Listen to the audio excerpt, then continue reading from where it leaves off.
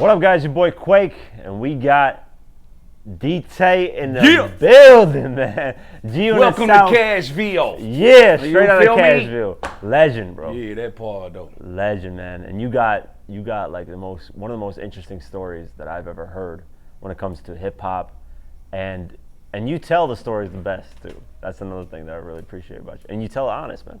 It is what it is. What the actual, I just relive it. Yeah. When I'm talking about it. And I love that, man. That's the thing that I love about it. So yeah, let's get into your story of, where you were born. How did you grow up in the neighborhood of Nashville, Cashville, and from there. Yep. Well, I grew up in Nashville, Tennessee. You know what I'm saying? From the east and the south side. You know what I mean? I went to all the schools, the high schools, most of them, from getting put out, So, I'm kind of, my arm bases touch long in Cashville, man. I'm the uncle of the city, man. I grew up around the west, north, south, east. I was at the gym shooting ball, at the center eating them free lunches. You feel me? All that. So, yeah, man. Nashville, man. Yeah. Yeah. Yeah. So what Nashville.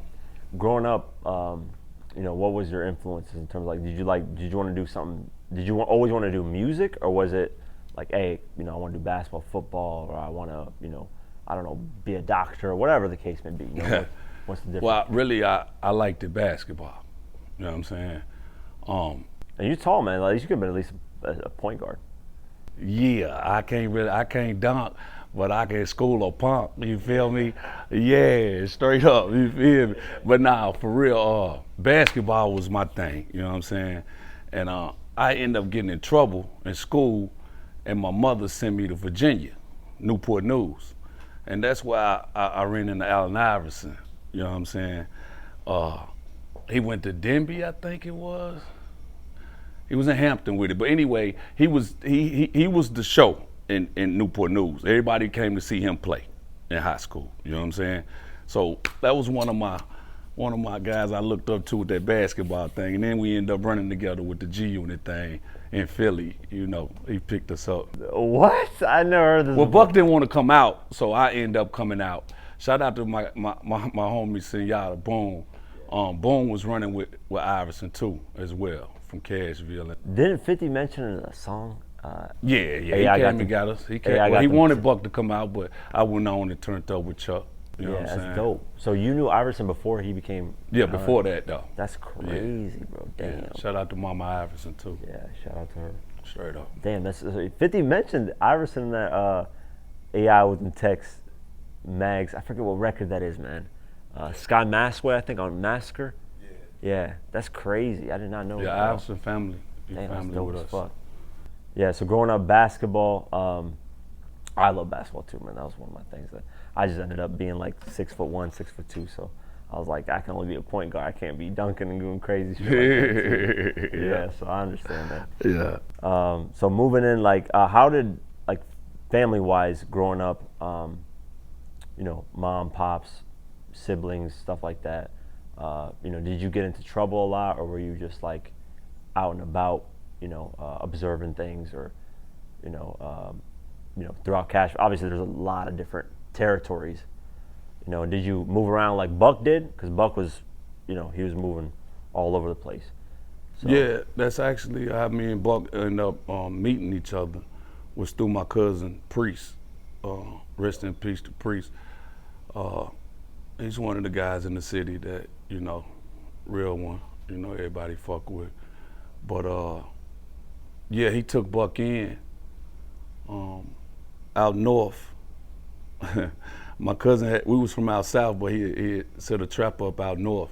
And Buck used to be at the car wash every day on his bike, you know what I'm saying? He come get him a pack from my cousin and go back down there and get off and come right back, you know what I'm saying? So, I think Priest took the Buck, and they took him in, and when I would pull up, Buck was check, who are you? I'm like, who is you, nigga? You know what I'm saying? This is my cousin, you feel me? And, we would go back and forth, and that little thing right there ended up being where, he wanted to, where you going? I'm gonna jump in with you today, and back then I was wild. I'm riding around with the 4.5 and the Caprice with the box of bullets under the seat, I'm doing, going doing me, man. But that's how we end up running together through That's Priest. dope. Yeah. Shout out Yeah, to Priest, man. Rest in peace, man. Yeah, yeah. that's dope. Music wise, at what point did you like find interest in music with Buck? Because I know you guys dropped mixtapes together. Yeah, Projects that were well, we getting released. actually had a CD called Young Buck and DTAY, and it's a classic in Cashville. Back on up and give me room. Back on up and give me room. Woo, woo, woo. Hey, that motherfucker shaking. It's still that's still a slapper. You feel me, bitch? Before your dog. We had some classic You records guys on shot there. some video. I think at least one or two videos. Yeah, we did. But yeah, we had some music going before that. But even before me and Buck got together with the music, I was rapping. You know what I'm saying? I was in middle school, rapping at the lunch table, beating on the lunch table, or in the hallway, on the locker. You know what I'm saying? So me and Lil Noonie, you know what I'm saying? At Ewing Park, you know what I'm saying? But I just had it in me. You know what I'm saying? I just had it in me. The talent and the gift for creating. You know. A great energy too, man. That's the thing that, Straight like, up. yeah, that's what made Straight Outta Cashville so dope, is the energy you brought to the project. So, For sure. so from what inspired you to actually do the music though? Like, what was did you listen to other artists that were earlier on, or was it just Definitely, you know what I'm saying? The Ice Cubes and the Run DMCs and the LL Cool J's, you know what I'm saying? That trickled down south. We picked up on hip hop from up north. You know what I'm saying? The breaking, you know what I'm saying? Yeah, all of that. So then I started winning talent shows and stuff. You know what I'm saying? Yeah, the community centers. was that a turning point where you figured out like, hey, Yeah, I wanna instead do of music, instead yeah. of doing the streets, I want to get into the music. Yeah, at the time a nigga had the Gumby though. You feel me? We had the MC Hammer. You feel what I'm saying? Nigga had the Gumby out there, nigga. Yeah, but yeah, then back then the nigga done jumped over his foot, the crisscross. You feel me? Nah, for real though. But yeah, all of that, man. Crisscross will make you jump. I don't know. I took the music. I took the I could feel a hit. When I hear the music, I could feel if it was special. You know what I'm saying? Or just another song. That's important. Yeah. Yeah, so that carried on with my creativity too. You Not a know lot what of I'm people saying? have that, yeah, that eye for that, or the ear for it. That's very important. Yeah, that's dope. So moving forward, so you were obviously, you and Buck were moving in the streets. Things were getting, at a certain point, did you realize, okay, the street stuff, I just gotta like leave that alone because it's getting hectic and crazy, and I just gotta focus on the music. Because Buck was saying at a certain point he realized my trap phone wasn't, Boom. calling as Yeah, much as yeah. my actual music phone was going off. So did you have that moment where you're like, okay, this is, what? Let me leave this shit alone. Let me just go straight to the music with Buck and figure out what's moving on forward. Well, nah, cause I had to keep trapping. You know what I'm saying? Like that's his move. You know what I'm saying? And I was always a trapper anyway. When he was running with me, I'm pulling up. You know what I'm saying? With my own car, with the bang, with it, I had my own motion. You know what I mean? So I always been a hustler. So it didn't stop.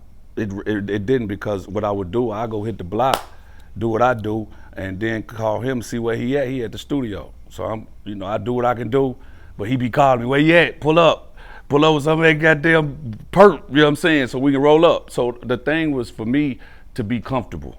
You know what I'm saying? I wasn't gonna stop what I was doing, 'cause I had to survive. It was just in me. He wasn't really making money like that yet. He was just working on it. You know what I'm saying? Working. So I was thugging it out with him, but I tried to keep it where we wasn't starving. You know what I'm saying? He was a hustler too. He did his thing, but I never stopped hustling. You know what I'm saying? I had to keep hustling. Yeah, that's dope. So 50, speaking of 50, he's got that part of the clip where he talks about, and we're gonna play it right now for you guys, the shootout that solidified you as someone that was really where he was about what he was doing. And 50 talked about the story, and people at that time, like we were talking about earlier, social media really wasn't a thing. He was doing Ustream, which is like very rare. That Ustream thing, live stream, was like, now it's a norm. You got all these live streamers going crazy, but 50 did it when it was like something completely fresh. and he mentioned you. You know, Tay was really about that. So what story is he referencing? Explain the story that he's talking about with the Well, it was a situation where my cousin Priest, he had opened a trap on the east side by Haynes Garden, and they was called the duplexes. And I grew up in Haynes Garden, you know, and one number of robbers over there, you know what I'm saying? So I knew that they was gonna try to rob this trap, you know what I'm saying? You not from out here, they gonna come in here.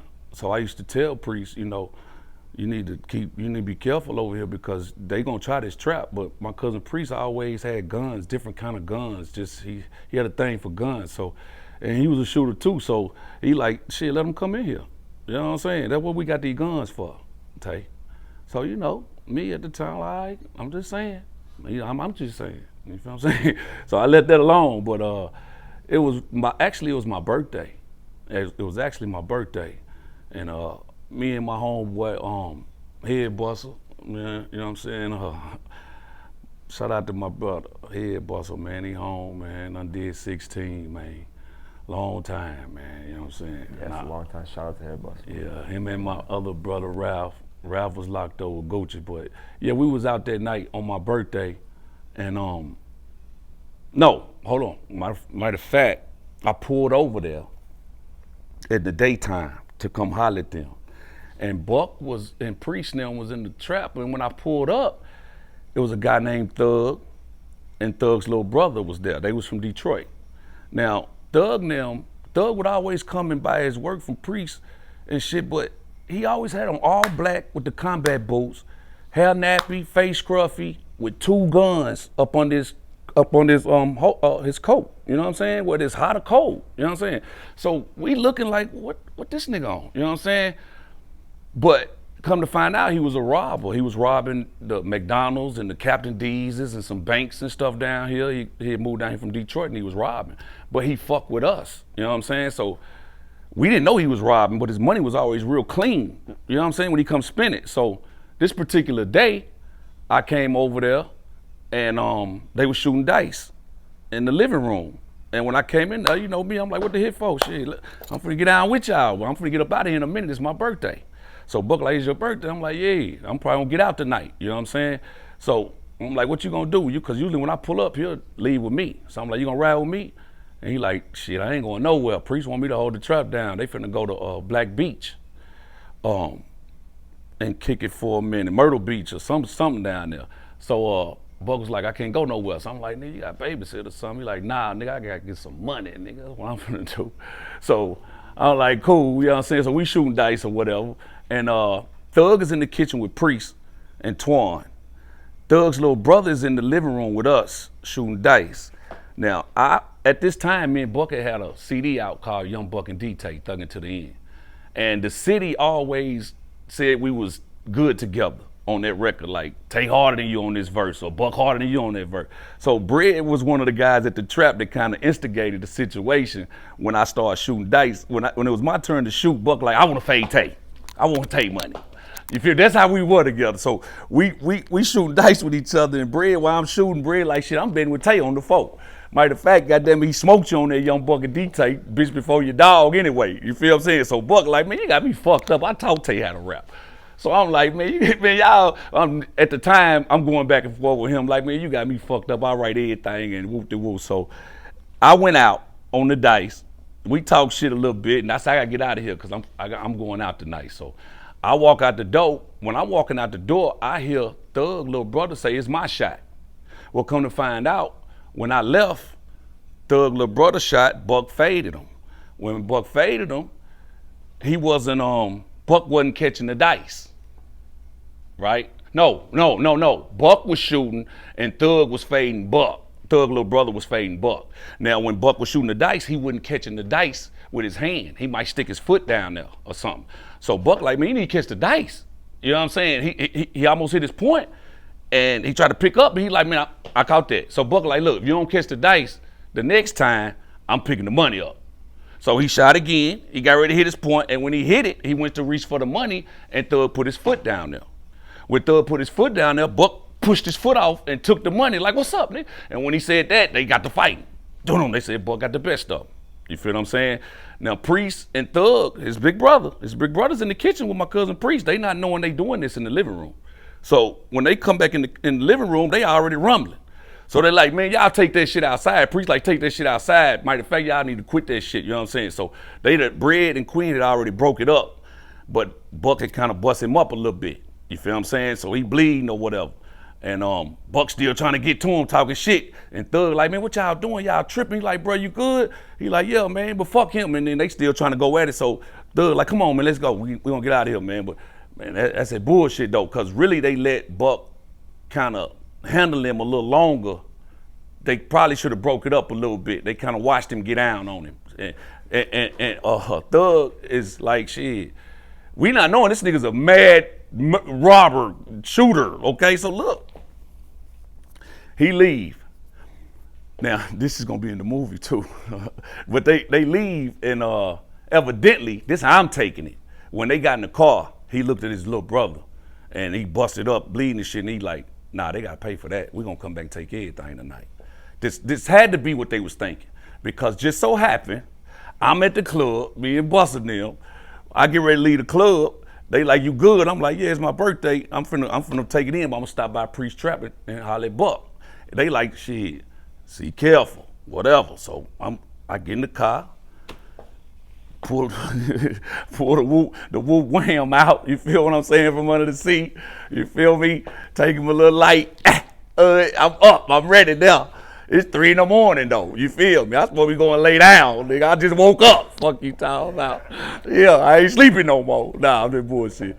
But nah, for real. So boom, I head over there, and when I pull over there, man, I knew something wasn't right because it was dark. And the pit bulls wasn't in the front yard. You know what I'm saying? Usually they in the front. I'm like, man, what the fuck is so quiet over here for? These niggas can't be sleeping, this motherfucker. Because you can't be sleep over there, bro. You gotta be ready. Them niggas coming. At the time, they was robbing people in the city, leaving them taped up. You know what I'm saying? Africa and them, certain little situations, man. It was going down in the city, so you had to be on your shit. So I couldn't believe that they was asleep. So I seen the lights off, and when I pulled up, I knocked on the door, and ain't nobody answering the door. So I get ready to turn around and leave, and then I hear them open the door. It's Buck. He answered the door. This nigga got a damn blanket. He got a blanket on him, right? So it's dark in there. The only light was in the kitchen. And I always kept my 4.5 on me. So when I came in, Buck had the pump. Queen was on the couch with the 40 on his lap, sleep. Bread was on the floor by the TV, and he had a gun by him. So when I come in there, I'm like, man, y'all niggas in here asleep. But at the time, Volumes was the drug of choice. Xanax bars, you know, they slow you down. Not me, I was a real bad guy. I didn't want no nigga gonna slow me down. I was Tony Montana at the finest, you feel me now, this bullshit. Boom, a nigga, okay, so yeah, Buck got the blanket on him. I come and say, man, y'all bullshit, so I'm like, what y'all doing? So I cut the John Madden on. Buck laid back down, they still sleep. I can't believe they sleep, so I went on and fired up my blunt. Cut the game on, playing the game. All of a sudden, the power went off, right? Now I'm like, no, don't forget I'm Tony Montana, so I'm not thinking like I'm supposed to think, right? So I'm slick high, so I'm not realizing it ain't raining, bro. So I'm thinking, damn, it must be a storm coming. So when they cut the power off, it was dark, all dark. I laid on the floor for a minute, put my gun on my chest. So while I'm laying on the floor, all of a sudden the emergency power kicked back in. So I raised up like, fuck, what's going on? So I got back on the couch, cut the game back on. Soon as I cut the game back on and got ready to play the game, I heard, when I heard, I just naturally grabbed my gun out of my lap and rolled in the kitchen.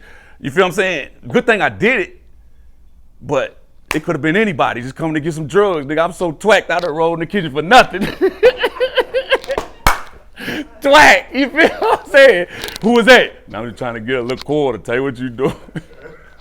You gonna get shot. So look, but nah, for real, I ended up rolling in the kitchen. Thank God, I rolled in the kitchen, and when I rolled in the kitchen, I remember looking around the refrigerator. And when I looked around the refrigerator, I seen the door. I heard they checked the screen. When they checked it, they snatched it because it was locked. When they snatched the screen door off, they kicked the door in. Boom. When the door hit the wall, it woke them up. I'm looking around the refrigerator like, damn. You know what I'm saying? I ain't this a lot right now. some movie shit. So I'm kind of shocked a little bit. But as I'm looking, I'm finding the safety on my gun. Soon as I found the safety, the nigga kicked the door in. Boom. Said, nigga, don't move. When he came in the door, he had on all black and he had a strap attached to his gun. That's all I remember seeing with a long clip. And when he hollered, when he kicked the door, when he hollered, nigga, don't move, he drew down on Buck because Buck just know that door fly open. He was facing me though. Buck was laying facing the kitchen. So Buck see me peeking out from the refrigerator. Soon as I found the safe, I come around the refrigerator. I'm shooting, I got 17. I shot about 4 times back to back. I thought them 4, me shooting first was gonna send him on about his way. Man, that nigga fell out that door and stuck the gun back around the door. Man, that nigga was shooting some shit so big, nigga, I had to ball up. Nigga, I wasn't shooting, I ain't gonna lie. I had to ball up. That nigga, it was pictures falling off the wall, cotton coming out off the couches and everything. Buck still laying facing me, but the shells falling on him. He looking at me, I'm looking around the refrigerator. Soon as he stopped shooting again, I come back around the refrigerator. He fall back out the door, let me get off, then he stick it right back around the door. Well, this time, while he shooting, Buck like, I remember him saying this after this too. He like, man, I couldn't keep letting y'all shoot over my head, man. I just kept picturing getting shot in the back of the head. So he tried to run to me. When he kept looking, we shooting, so he tried to crawl to me. When he tried to crawl to me, he hit him twice, hit him in the arm and the leg. Buck fell straight in front of me. When Buck fall in front of me, I come over his body, shooting again. I shoot, I stop. I said, damn, because if this nigga ain't left by this, he trying to make sure when I run out of bullet, he gonna come in and kill me. So I just stopped. Good thing, I think I hit him because the detective said they found his mask on the side of the house. So he probably had a vest on, you know what I'm saying? But it just so happened it was like a scary movie, bro. The goddamn door was screeching. The whole living room was smoky. Buck hollering, man, I'm hit. I'm getting cold, Tay. I'm getting cold. He said, I'm getting cold. I'm finna die. You know, this is our first, shootout mine like that. You know what I'm saying? Him being shot too. So he was new to it and he was kind of panicking a little bit. But I know we had to get these drugs out of the house. We had to get these guns out of the house before the police come. So I take Quinn 40. Here, take that. He jump up there on the volume, so they moving slow. What happened? I'm like, I take his 40 to get him my gun. My silly ass, so Tony Montana it up. I go outside. Where you at, motherfucker? You ain't get nothing. Motherfucker, where you at? You feel me? Stupid. Anyway, come back in the house. Buck laying on the floor. I get the guns. No, Brig got the guns. I got the dope and the money and picked Buck up. Walked him to my Cadillac and put him in the car. Took him to the hospital. Next day, he's out, okay? They went in and out. He was okay. We in the projects. Guess who walks up? Thug and his little brother. We not knowing this, okay? I'm on the porch in the project with Boogie. Shout out to Boogie, man. We over Boogie house, and everybody in the city trying to find out what happened. So I'm telling the story about last night, like, man, the lights went off and woo, and Thug get out of the car, him and his brothers walking up. At the time, not knowing it's them. So when they walk up, I just remember he had his arm in a sling though. But I didn't peep it. And he was kind of limping a little bit. But I'm telling the story, I'm like, what's up, Thug? And he liked me anyway. He like, what's up, Tay? And his brother, what's up, y'all? But they was calm. But we weren't peeping it. Everybody listening to me tell the story. So Thug and them sat there for a minute and intervened. Hey, when we find them niggas, we gonna kill them niggas. This what Thug telling me and Buck. You know what I'm saying? We like, hell yeah, nigga, I find out who them niggas is, you know what I'm saying? So Thug them like, well, we finna go, we gonna go get something to eat. You know, me, Quake, I'm always eating this shit. I'm where y'all finna go. I wanna get something to eat too. I'm not knowing these the motherfuckers that shot at your motherfucking ass last night, you feel me? Get what? I get in the car with them, bro, I never forget this. Shout out to my Uncle Happy too, man. My Haitian Uncle Happy in Miami, he told me this. He said, nephew, don't you never let nobody ride behind you. Don't never let nobody sit behind you and ride behind you. I don't care who it is. At this time, I wasn't knowing that. I got in the car. When I got to the car, I told Thug, I'll jump in the back. He say, nah, I tell you ain't got to get in the back. You can sit in the front. So I ain't thinking I jump on in the front. He get in the back seat. We pull off. When we pull off, Thug say, so what happened again last night? Right? I'm telling the story again. Not knowing this nigga. I think he was sitting back there like, so you the one who was shooting at me last night. You That's feel me? crazy. You feel me? And I think he let me, he didn't do nothing to me. He gave me a pass or whatever because he liked me or whatever. But he ended up getting killed. That's how we knew it was him. The detectives found his shells at a bank robbery. And he got out of the bank, but he shot it out with the police and killed their dog, so they killed him. And his shells matched up with the shells they found at the robbery. The only shells in the city. He brought them bitches from Detroit. Yeah, armor pierce bullet, some shit. But That's crazy. Yeah. What Yeah, the fuck? I mean, Buck, we went through some shit. And after that shooting, that's when the rap shit took off. We was rocking with Juvie and Juvie and Skip. Yeah, how did that relationship start? Because when was the shooting? Was it like 2001, 2000, or what? It was like 2000 or something 2000? like that, right? Like 99, 2000, really. Okay. Yeah, because that's when like Buck was running around with Cash Money and Juvenile a little bit. Because I forget the guy's name that actually called in the back of the CD with the phone. Were you there around when they actually called them and they actually came and like Baby and Lil Wayne and all them? Hot Boys. Yeah, Baby and them used to come through here. Me and Buck was with these two guys from the city called Tim and Terrell, and they had totally independent productions. It was one of the biggest independent labels. They actually set up the tours, the Cash Money Block to Block tour or something back then. T and them had put that together, and it was us and Cash Money on tour. So we ended up bonding with Juvie and Wayne and BG and Turk, because they were using our guys' vehicles, the Hummers and the Vets in that Hunt video. Baby and T and them were close. Lil Jimmy, shout out to Lil Jimmy. You know what I'm saying? It was our family with Cash Money. That's dope. Damn. Yeah, man. still is. Yeah, that's crazy. Did they, when you guys were around them, did you guys think, hey, I was gonna get signed to Cash Money, or were you guys like, just hey, let's learn from these guys because they're in the industry? It's a different situation where they've actually tasted some of the fame, success with music. Were you guys thinking, hey, this is the route we're gonna go, or was it like, hey, let's just kick it with them, let's see what happens? No, we had our own motion. We had our own tour buses.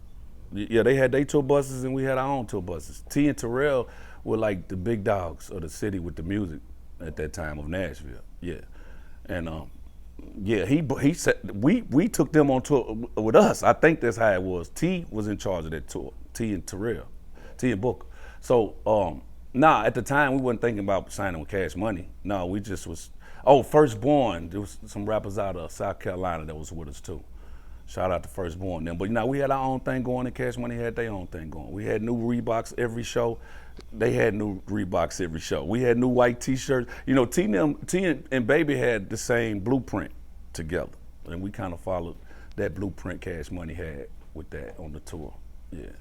Yeah, Birdman's always been like, I know he's Baby back then, but Birdman was always been in touch with like anything new that's popping off. It seems like he's always had, even 50. He brought 50 on the 1998, like 1999 Power of the Dollar when like 50 was just starting to, get going. He, had him as an opener, on his shows, which is crazy. It's like, it seems like Birdman's always had somebody that like ended up blowing up later, early on. Yeah, Birdman, he knows how to pick them. You know what I'm saying? He know how to pick his battles, bro. You know what I'm saying? It's crazy. Yeah, he good at winning. Yeah. You know what I mean? So at what point did you guys, Buck is starting to build up a little bit of buzz as well as you. Then, Bloodhound, the record that's where everything just kind of set off. So in between that, what was happening to lead up to that with Juvenile? Were you running around with Buck and Juvenile with the UTP and everything that was going on with the kind of touring a little bit around? Ended up with the Suge Knight situation in LA, being stuck there that Buck was mentioning. And were you around at that moment, or were you just moving, in between with the streets and then like the music? Yeah, I was still at home in the streets on the block, but Buck would call me and tell me everything that was going on. You know what I'm saying? But sometimes I would be with him and Juve and them and Skip and Wacko. Shout out to Wack and Skip too, man.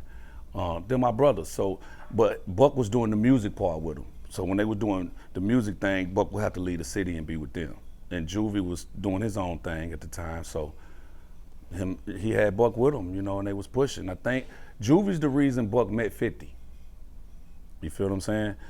They was in New York, and Fifth was doing a record with Juve and UTP, and and Juve had Buck, and you know, the rest was history.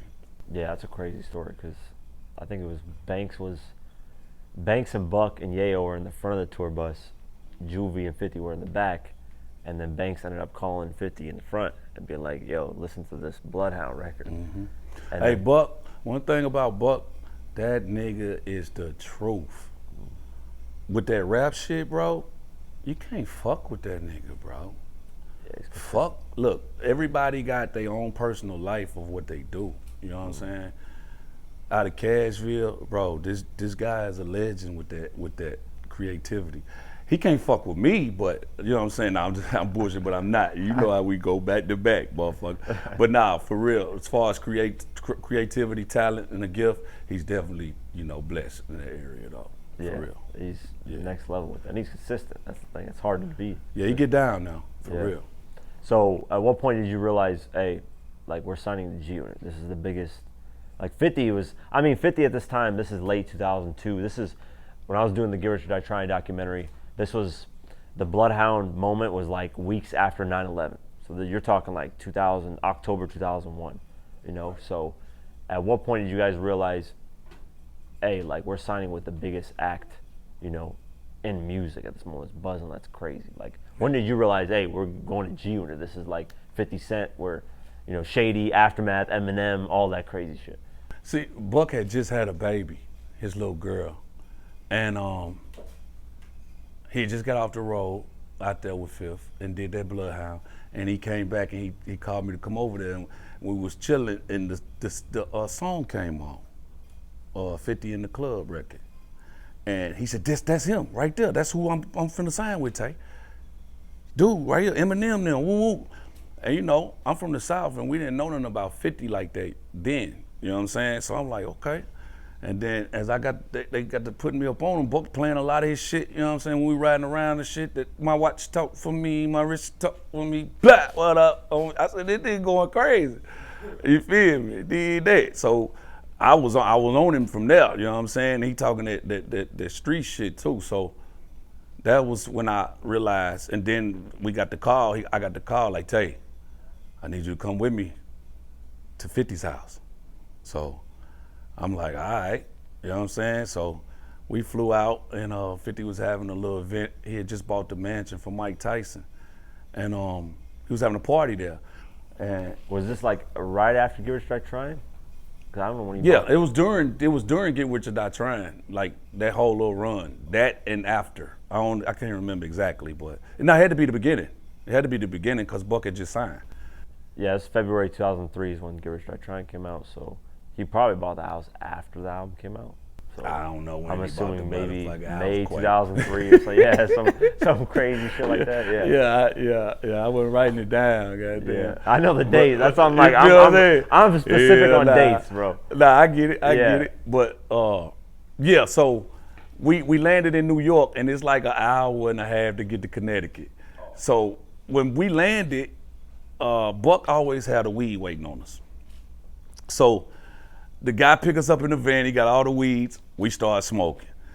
We smoking the whole way about an hour in. Ain't no water in the van. Ain't no annihilators, no chips, or nothing. So it's just smoke and breath. You feel me? These niggas smoking, talking shit, laughing, joking. Buck excited first time, you know, coming to the mansion, whatever.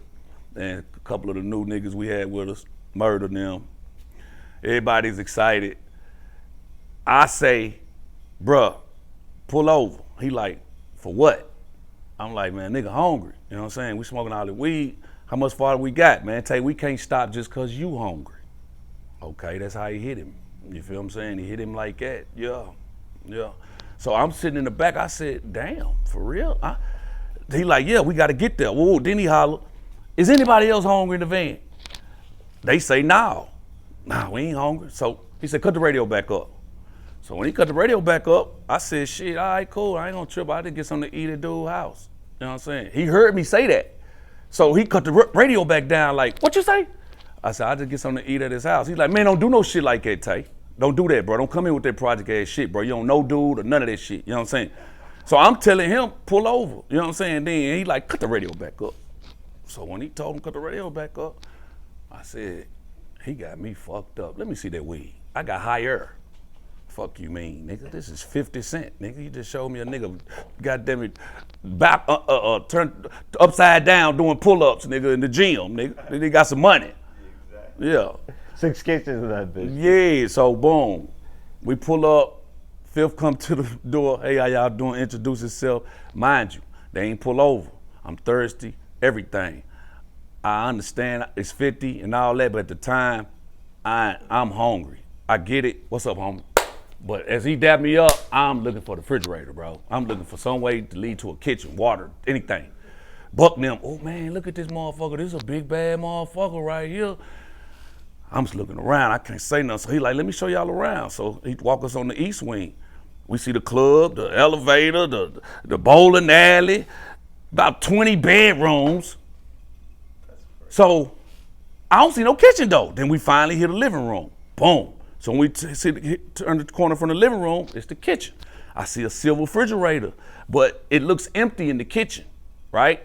So I said, I ain't gonna do Buck like that either, because he did say he just signed with this nigga, you know what I'm saying? I don't know this nigga, you know what I'm saying? I don't go in the refrigerator.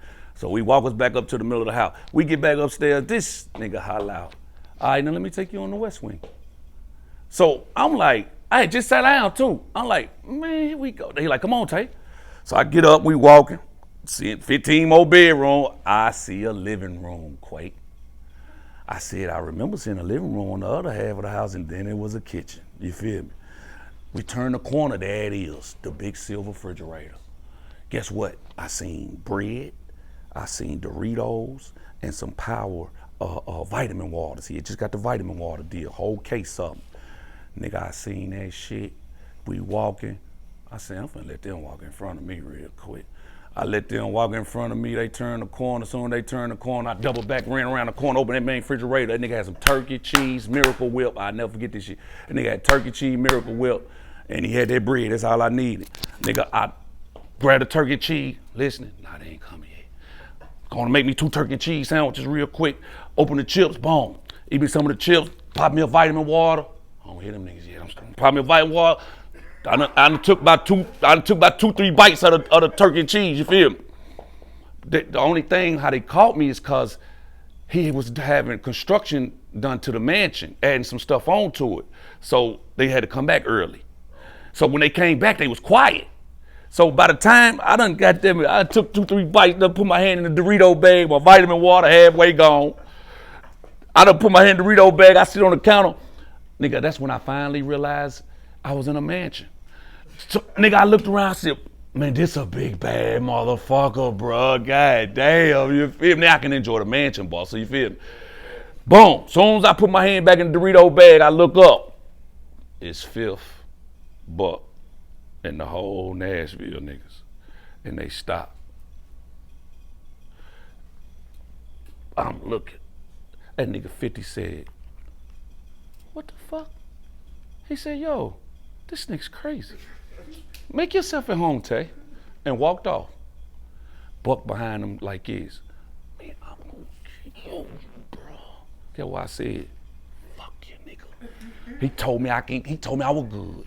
He like, got you. Man, we got back to Nashville. That nigga left me in Nashville for about 2-3 weeks. They was out there doing shows, goddamn it. Tick, rest in peace to my brother Tick, man, because Tick was his right hand man. Tick calling me, Tay, where you at? I was like, shit, I'm in the Ville, what you mean? Nigga, we out here, goddamn it, L.A. Well, he ain't tell me nothing. Man, y'all beefing again. I ain't know he was beefing. What you talking about? Man, I think it's because you went in 50 refrigerator, man. He didn't know that, man. Tay, you can't be doing that shit. I said, 50 didn't say nothing. And from that day on, man, me and Fifth was, you know, that was my guy. You know what I'm saying? He always, what Tay at? You know what I'm saying? Even with being on Buck's record, you know. That's real, though. I mean, like, hey, 6 kitchens, like, hey, man, share that food, man. Hey, yeah. Food that don't want to pull over. You feel me? Yeah, Buck, come on now. You know what I'm saying? You got to be hungry, bro. You feel me? But I understand, too, now, because now they have my own place. I don't think I could let my homeboy bring his homeboy I never met in my house. He's supposed to sit on the couch. Sit your ass down. Now, my homeboy can go on my refrigerator, but not the nigga you brought. You feel what I'm saying? Nah, so I respect that. That shit. No, that's crazy. I mean, at that point, like if you're that rich, 6 kitchens, I could be like, you know what? It's not that big of a deal. Real respect, you know? real, but it's also a line of respect. Of course, yeah, line of respect. Yeah. No, shout out to you for like recognizing. I that, mean, no disrespect. And Buck, you know, I'm and sure I was he hungry, felt. nigga. Yeah. Bullshit. No, if I ate all day, man, fuck it, I'm gonna eat, man. Doesn't matter what the situation is. So shout out to you for taking advantage of that situation. 50 respected that. That's the thing, though. That's the cool thing about it. It's like, yeah, you know, Fifth. I don't know. You know, I would always get when they would record. These guys would make magic. You know what I'm saying? You coming in here, beat playing, and then you hear what they put on that with that. I used to like to see their creativity, but I'm with Buck all the time, so I watch his creativity all the time. So I was always curious of how 50 was recording a lot. So a lot of times I would sit back when Buck get through and Bank get through doing their verses. They could go back to their room or to the hotel, whatever we was at, you know. And I would fall back and kind of fuck with Fifth. You know what I'm saying? Me, Fifth, and Shy Money. You know what I'm saying? Shout out to Shy Money. Shout out to Mike Lighty and Chris Lighty. Yeah, I gotta tell you the story about New York getting locked up there, man. With me, Chris Lighty, and Spider, and Buck, and Banks. We'll get to that. What was I at? See, it's too much shit. yeah, there's a lot of stuff. So so what I want to get to is the point where, so you know, 50 does Get Rich or Die Trying. You guys are signed to G Unit, essentially G Unit South.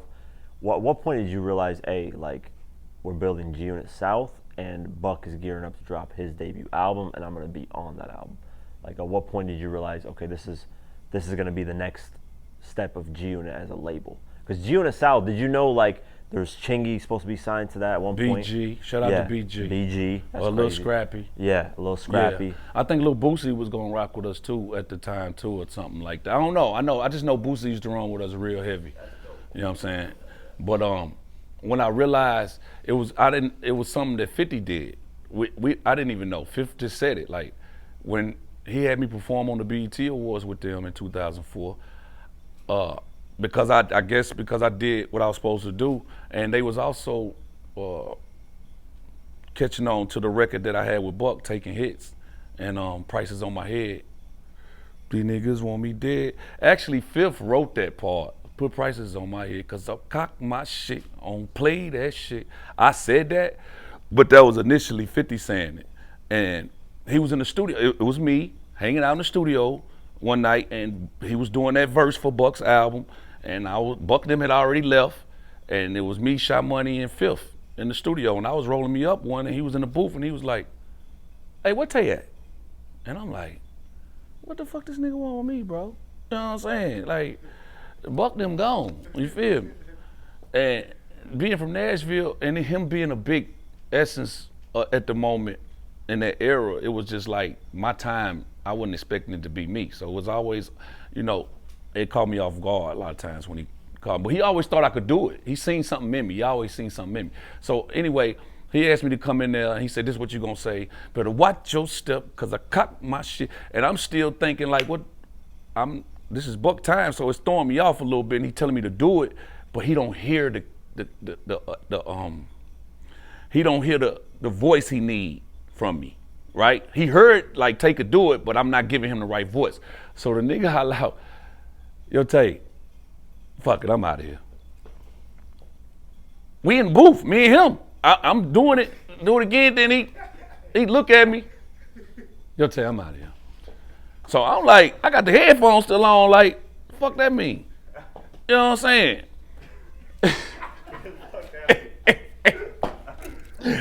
Hey, look, he go out of the booth, Shy Buddy, I think it was Shy Money. He said, "Yo, I'm out of here. We're gonna close it up for the night."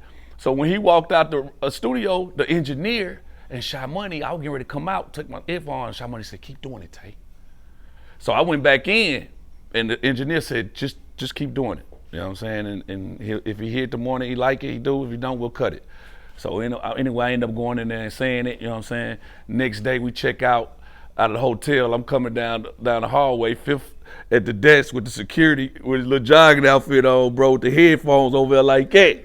I turn the corner on my suitcase. He like, "Yeah, Tay. Yeah, that's what I'm talking about. Come here." So I come over there, he like, listen to this. He put the headphones on me. I'm like, all right. Then I hear me, I'm like, okay, did that. He take the motherfucker back off. Goddamn, I'm still like, here, yeah, I'm looking at him like, he like, all right. All right, Nick, you like it? He be like, man, you don't heard that shit, get on the goddamn tour bus, you know what I'm saying? Boom, I go on the tour bus and shit. From then on, they playing it at the shows before we go on. I knew he liked it. And it gravitated to the people. It was one of the hits. So we got that platinum record. 50 just recently posted that as like, because you know that Fat Joe story that happened? Where yeah, the Fat Joe. Yeah, that Fat Joe with like at the awards. No, this is recent. What's his the why am I forgetting? You know, like Yayo, the hype man, right? The hype man of Fat Joe ended up suing him, and in like the hype man said that Fat Joe put out a hit on 50, like put money on his head. So 50 posted on his IG story the price on my hair record. Yeah, like he did. Playing, shout out to Big Bro. I seen that too, Phil. Yeah, that record was with him and Joe talking to each other. Yeah, it's crazy. It was dope. So yeah, that was really dope. So how did you? So after the album gets out, you guys are touring at this point. The BET Awards. This is like iconic. I mean, at this point, this is 2004, because Buck's gearing up to obviously promote the album. Banks is on tour as well because he's promoting his album. His album came in June. Buck's in August of 2004. So BET Awards. How did you end up performing there alongside Buck? Because it was last minute. It was supposed to be DJ Who Kid having his own thing. And this nigga 50 with that bullshit. He on that bullshit. That's what he do. But one thing about Fifth, he gonna give you a shot. You know what I'm saying? And I respected that. But one thing he never did was prepare me. Like, he wouldn't tell me, like, yo, I'm gonna let you perform at the BET Awards next week. You know what I'm saying? He on the spot, mic change, say, what Tay at? And I just gotta come through. And this is another time, you know what I'm saying? He did it in the studio, walked out on me, you know what I'm saying? Look, a lot of time, he don't give you another shot with Fifth. Like, he's a perfectionist. He like for it to, and we keep pushing. We ain't gonna keep taking time, because if we keep taking time, it ain't meant. We'll move on when you're ready. Come back when you're ready. So, we was at the BET Awards. Now, I had been doing shows with Buck in different cities when he was doing his solo shows. And I was, hype man and Buck, but also performing my record that I had with him. And the crowd is singing it, you know what I'm saying? So I was rocking shit out there with him. And Six was telling Fifth, Six and Shot Money was calling New York telling Fifth, hey, Tay out here rocking shit with Buck, you know what I'm saying? They work good together. So Fifth like, I knew, you know what I'm saying? It makes sense. So when we got to LA and they was doing the BET Awards, it's only supposed to be Fifth, Yayo, Banks, the crew, not me. So while we at the rehearsal at the Kodiak Theater in LA, we sitting in the crowd and I'm sitting by Shot Money and I'm rolling me a blunt, doing my own little thing, you feel me? Ain't bothering nobody, and they up there rehearsing, and I hear Fifth say, hey, yo, cut the music off real quick. What Tay at? So I'm way in the back, got there rolling me a fat one up, some Cali shit. Nigga, I ain't thinking about no motherfucking BET Award. Nigga, I'm finna watch Buck perform tomorrow. You feel me? Yeah, it's his turn. I hear Tay. I said, I think I heard my name, but Shot Money looked back like, Tay, 50 just called you. I said, oh shit, here we go. I get up, but my stomach's still in the seat. You feel what I'm saying? Because for one, I'm from Nashville. We've never, that's a big platform to be on TV like that. That's a mass audience. So I've never been on TV. This is Buck's first run. I think his first TV thing. So I'm ready to see how he gonna handle it. This nigga called my name. So I walk up on the stage and I'm like, what's up, big bro? And he like, okay, so this is what I want you to do. And if you notice and watch the BET Awards 2004 G Unit, he said, I'm gonna come out with Buck. We're gonna sing Let Me In on the hook. And when Buck's verse start, I'm gonna walk off and you come out and rock on out with him, right? That simple, sound like it, right? Nah, not for a country motherfucker from Cadville, goddamn it, put sugar in his honey smacks, you feel what I'm saying? They already, on his tricks, Fruit Loops and everything, but look, that's what I'm saying. Boom, I get up there on the stage and I say, all right, I got it. He said, you got it? I said, yeah, I got it. But when I walk into my spot, I'm looking at the whole empty arena, all these seats. So I'm saying, man, this motherfucker gonna be a lot of people in here tomorrow. I don't need to be thinking about that shit. I'm supposed to be going over here to get ready to do this. So when I get around the corner, they running it. They running the record. I ain't even paying attention to my cue. I'm still looking out at the empty seats. Like, man, what if I fuck up? You know what I'm saying? I'm thinking too much. Man, they run the cue. 50 turn around, get ready to come to the spot. I supposed to be coming around the curtain. When he coming to me, I never come out. The nigga say, cut the music off. Tay. When he say Tay, I look around the curtain like Scooby-Doo. You feel what I'm saying? I look around the corner like, huh? He like, what you doing? Don't think about it, just do it. So I'm like, all right, bet. I throw my Lokes on, boom, come out there and do it. You know what I'm saying? When I do it, I'm like, all right, that was cool. I got it. That was easy. So I'm getting ready to walk back to the spot. This called rehearsal, right? Rehearsal means practice. I'm walking back to the spot. 50 turn this way. Start talking to Banks and Buck. Yo, so this is what we're gonna do. I want you to do it like this. So when I'm walking to the spot, I'm like, Fifth. He like, what's up, Tay? I'm like, we're gonna do it again, right? He like, nah, Tay, you got it. This nigga turned his back on me.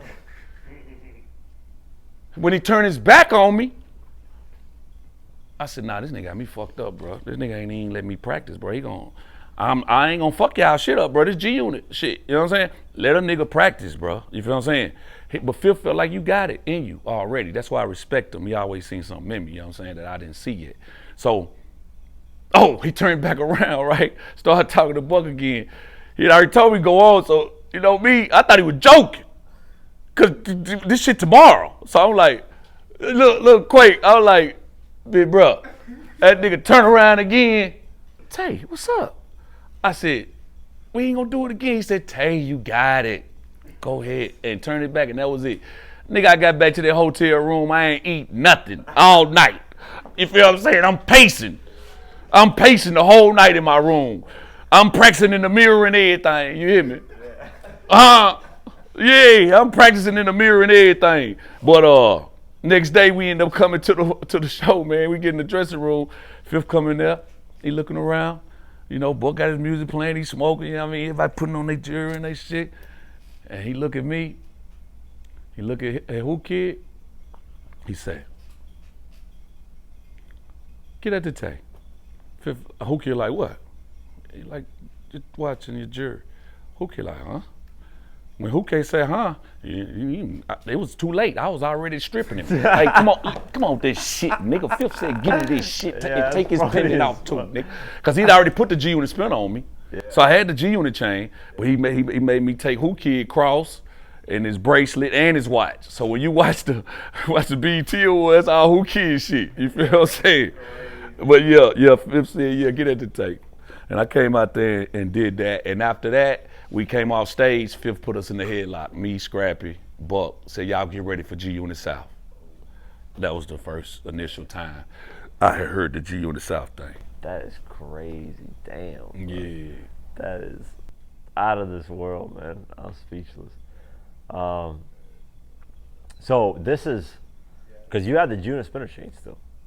Yeah, I had the G-Unit spinner chain at the time. What point did it get to when the actual Caprini Greens and all that situation happened? Because Buck was on his promo run for Straight Outta Cashville. Right. Banks was on his promo run for Hunger for More, and they were doing it at the same time. Right. So they were stopping at each city or whatever that they had to go do. And at this point, they stopped to Chicago. So what happened with that whole incident with the G-Unit spinner chain? Tay doing too motherfucking much. Sit your little ass down somewhere, Tay. You feel me? You know, I come from the streets, so I'm comfortable in the streets, but sometimes you make bad decisions in the streets. You know what I'm saying? It ain't the fact that you're not from there or whatever. Sometimes you just, you know, you make the wrong decision, you know, and you learn. So, and I was robbing niggas at the time, so it's really like karma too. You know what I'm saying? That's how I took it. But that's a mature way of looking at it, because most people want to do that. Oh, shout out to Chicago too, Caprini Green. Shout out to my motherfucking big brother, Godfather. Shout out to Godfather, man. I gotta tell you about that too. That's my guy. But yeah, that particular run, we was not supposed to go to the club that night. It was just a promo run, radio promo, and then go back to the hotel, go to the next city. Well, we was on tour, so I wanted, I had never been out in Chicago. So I was like, and we had a guy with us, shout out to Manny, man, rest in peace to Manny. We had a guy with us named Manny, his cousin lived in Chicago. So his cousin ended up coming up there to the hotel. Manny was a shooter from the Ville, so we were strapped on the tour bus, you know what I'm saying? So I'm like, you got the strap? He's like, yeah. So I'm like, shit, we gonna go out then. Cause Manny was like, let's go see the city. But Bucknell was like, they couldn't go out. I'm like, shit, that mean Bucknell can't go out. That don't mean Tay can't go out. You feel what I'm saying? You feel what I'm saying? So I'm not thinking like an artist. And that's why a lot of times, Buck would be upset about certain things, me doing too much. And I didn't realize that Fifth was looking at me like an artist. And he wanted me to conduct myself like an artist. I was trying to do what the Hyenas was doing. The Hyenas was the crew, the rest of the crew. I'm always where they at. If we go do a show and go back to the hotel, the rapper's supposed to go upstairs or they can stay in the lobby or something. Me, I can jump in the van with the Hyenas and go back to the club and get some bitches and goddamn bring them back to the hotel. I'm out late night. And we get ready to check out the next morning. I'm just coming in. Fuck you talking about, Phil? You feel me? They in a hurry. They like, man, take what you doing? Everybody getting their suitcases. Shit, I'm finna go to sleep. You can't go to sleep, nigga. Everybody been asleep. What you been doing? Like that. But yeah, I was always doing something. So I end up, we was in Buck's room, and the G-Unit spinner was on the table. I was wearing it at the time anyway. You feel me? So I'm like, shit, why not wear it tonight? I've been going to cities wearing it or whatever. So, but the thing is, see, I was going out with no security. Buck Banks and them, they staying close to the base. You know what I mean? They got protection. But I'm from the street, so I'm like, shit, long we strap, we're gonna go, and it's gonna go how it's gonna go. Which we ended up, we was in there talking, and Buck had this girl with him in the hotel, and it was one of them hotels that got upstairs and downstairs. So we all smoking and shit, and me and Manny kind of talking to each other about going out while Buck can't hear it. No, Buck actually heard it. And he said, y'all what? And then Manny like, shit, we want to get out in the city or something, Buck. He said, we know you can't go, but I'm trying to get out. You know what I'm saying? I'm like, shit, I'm going to go with them. He like, Tay. And I'm like, all right. So Buck get to talking on. He like, man, I'm finna go out. I'm like, man, I ain't finna sit in this hotel room the whole night, man. I'm going with y'all. I got the straw. Let go. The girl say, Buck, come here. He go upstairs. I grab the chain. We gonna need this. I grab the chain. Boom, this will make it light on us. You know what I mean? We can get in any club. You feel what I'm saying? They know we in the city. Boom. Get the chain, slide out the door. We gone. We riding around the city, Chicago. Pull up at a couple of spots, but it's late night. So the guy said we can go to this other little spot, but it's late night, kind of in the hood. We like, shit, so it's cool. You know what I'm saying? Let's go. So we pull up, not knowing where we pulling into. When we hit the block, it was dunked out there. There were people everywhere outside in that front.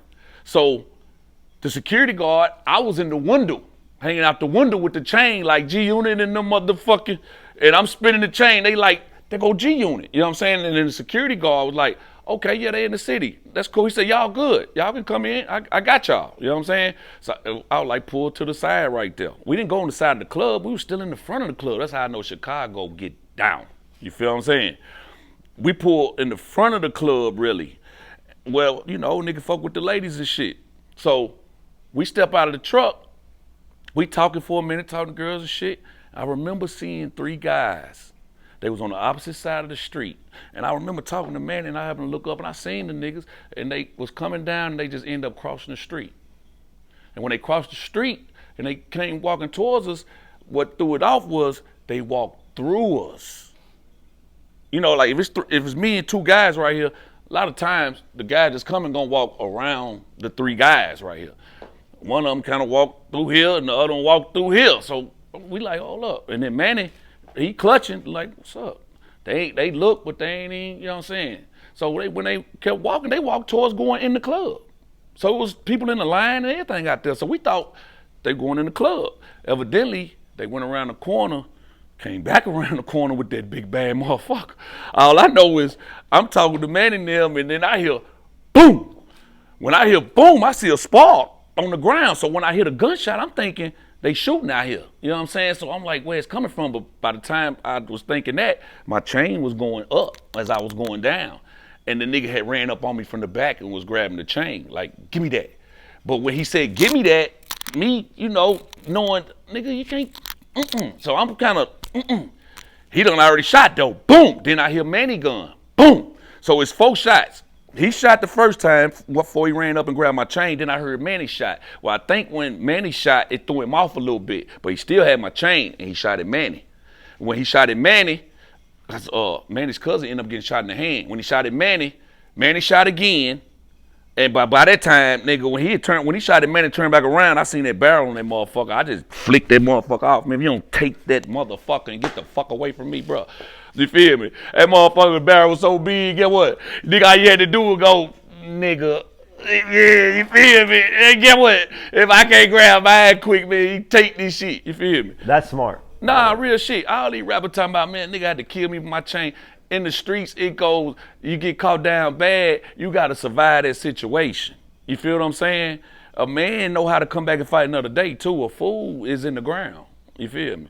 And fuck that chain. Nigga, fuck is you talking about? You feel me? And that's how I know, that's why I respect 50, because when I got back to the hotel and knocked on the door,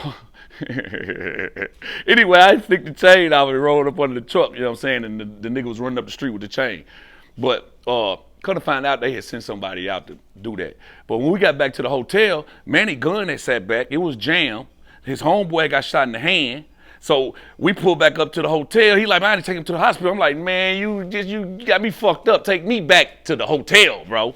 He got to wait. Fuck you mean? His thumb hanging off. He be all right. You the reason we goddamn probably came out anyway. Fuck you mean? Come up to the hotel talking about, man, y'all won't go out. But it's y'all fault. So boom, we go up, get to the hotel. I knock on Buck door. He come to the door. What y'all doing? Ah, nigga, you better wake up. Fuck you mean? That's what He come to the door. He probably been beating and everything. He feeling good. What y'all doing? What y'all want? You don't want to hear this. Guess what? Just got robbed.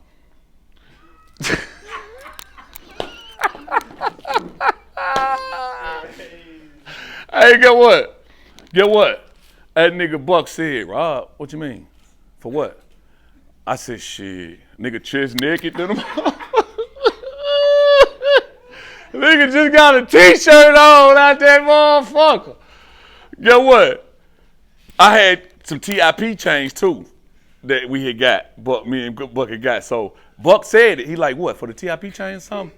I'm like, nah. Then Manny said, for the G-Unit chain. I'm like, man, goddamn, you could let this shit play out for a little bit longer. Goddamn, nigga, throw a nigga up on the bus. Buck said, nah, Tay, you didn't get robbed for the G-Unit chain. I said, yeah, man, nigga just. He said, well, no, Tay, what, wait, you weren't even supposed to go out, bro. No, Tay. I'm just looking at him. He like, man, you finna tell 50, bro. You finna tell him, man. What the fuck, Tay? And I'm really like down bad, cause I know I done fucked up, you know what I'm saying? But I'm glad I got away with my life. It was a shootout, you know what I'm saying? But still, it wasn't even supposed to happen like that. If you follow directions, Tay, you doing too much. So Buck like, you gonna tell 50 or whatever, so I'm like, call the nigga, I tell him, you know what I'm saying? What the fuck, I just got my goddamn head blown off. You think I'm scared to tell this nigga I just got robbed? You feel me? So I tell him, he get on the phone. He like, man, Tay just got robbed in Chicago, just got robbed. He like, where y'all at? Buck like, we in Chicago, man. He like, put Tay on the phone.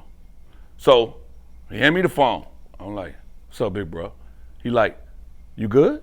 I'm like, yeah, I'm straight. He like, what happened? So I tell him, you know what I'm saying? He like, Tay, what you doing out? Y'all wasn't supposed to, it was just radio promo. And I'm like, I know, I just really wanted to get out, see the city. You seen the city, all right, you stupid motherfucker. Get what? He said, all right. He said, give Buck back the phone. He give Buck back the phone. Buck look at me. I see Buck go.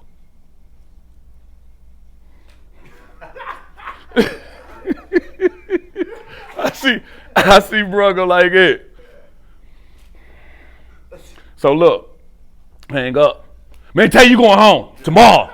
You out of here. Your ass going home. They book his flight, 6. Book his flight right now. You feel what I'm saying? Man, Tay, I can't believe you, man. I can't believe you, Tay, man. And I'm just quiet, like, man, really, bro. I'm really ready to go home because it happened so fast. You feel what I'm saying? But Yeah, we end up, Godfather end up getting that chain, taking Buck to the chain. What happened was the next day, Chris Lighty, it was either Chris or Mike Lighty, had called one of the street guys in Chicago, and it ended up being Godfather. Godfather was at a professional basketball game with his son. He was a fan of Bucks though. That's the only reason he wanted to help him. You know what I'm saying? And then when he found out it was in Caprina Greens, he's like, that's my area. So I get on that. So he ended up Buck blowing him up, when he said he'll do it, he'll help him out. He trying to enjoy himself at the game. Buck keep calling his phone. He answering everything like it's almost over. Buck like, man, I know, but you can go to the next city, man, if you can help me. I really appreciate it. So GD said, all right. So he finally ended up coming to the hotel. I never forget, he pulled up in a yellow Corvette, two-seater. And he pulled up and he said, I'm gonna go make some runs. We end up getting a call. Said, hey, he called Buck. See, this is what Buck got confused. He said, I know where the chain at. Okay? So Buck like, you know where the chain at? All right, so what we need to do, you know what I'm saying? He said, all right, meet me tomorrow, certain time. So we didn't know that he was do or die as manager at the time, okay? So they had a show that day, and I guess what Godfather was doing was gonna have us meet up with the guys who had the chain backstage, and it would be a mutual area, So when we pulled up, I never forget that it was guys walking around the van in the block the whole time we were sitting waiting on Godfather to pull up. And we knew something strange was going, but it was like they was securing us though, like security for us, you know what I'm saying? Like protecting us. So when he came up and opened the door to the van, he was like, y'all good, y'all look around. He said, y'all protected, you know what I'm saying? He said, Buck, walk you in here without a mosquito bite, you're gonna come back out without a mosquito bite, you know what I'm saying? I'm in the truck like, bet. So he said, all right, come on. So both the security guard I said, hold, and quit moving so fast. Told one of the big guys, told me, you can't come, you can only bring one. So Dame, Big Dame, shout out to Big Dame. Dame ended up going with Buck. I think Murder ended up going in there with him too, boss. And I tried to get out of the truck. He said, no, not you, because we don't need no bad energy, you know what I'm saying? So I had to sit in the van and wait on them.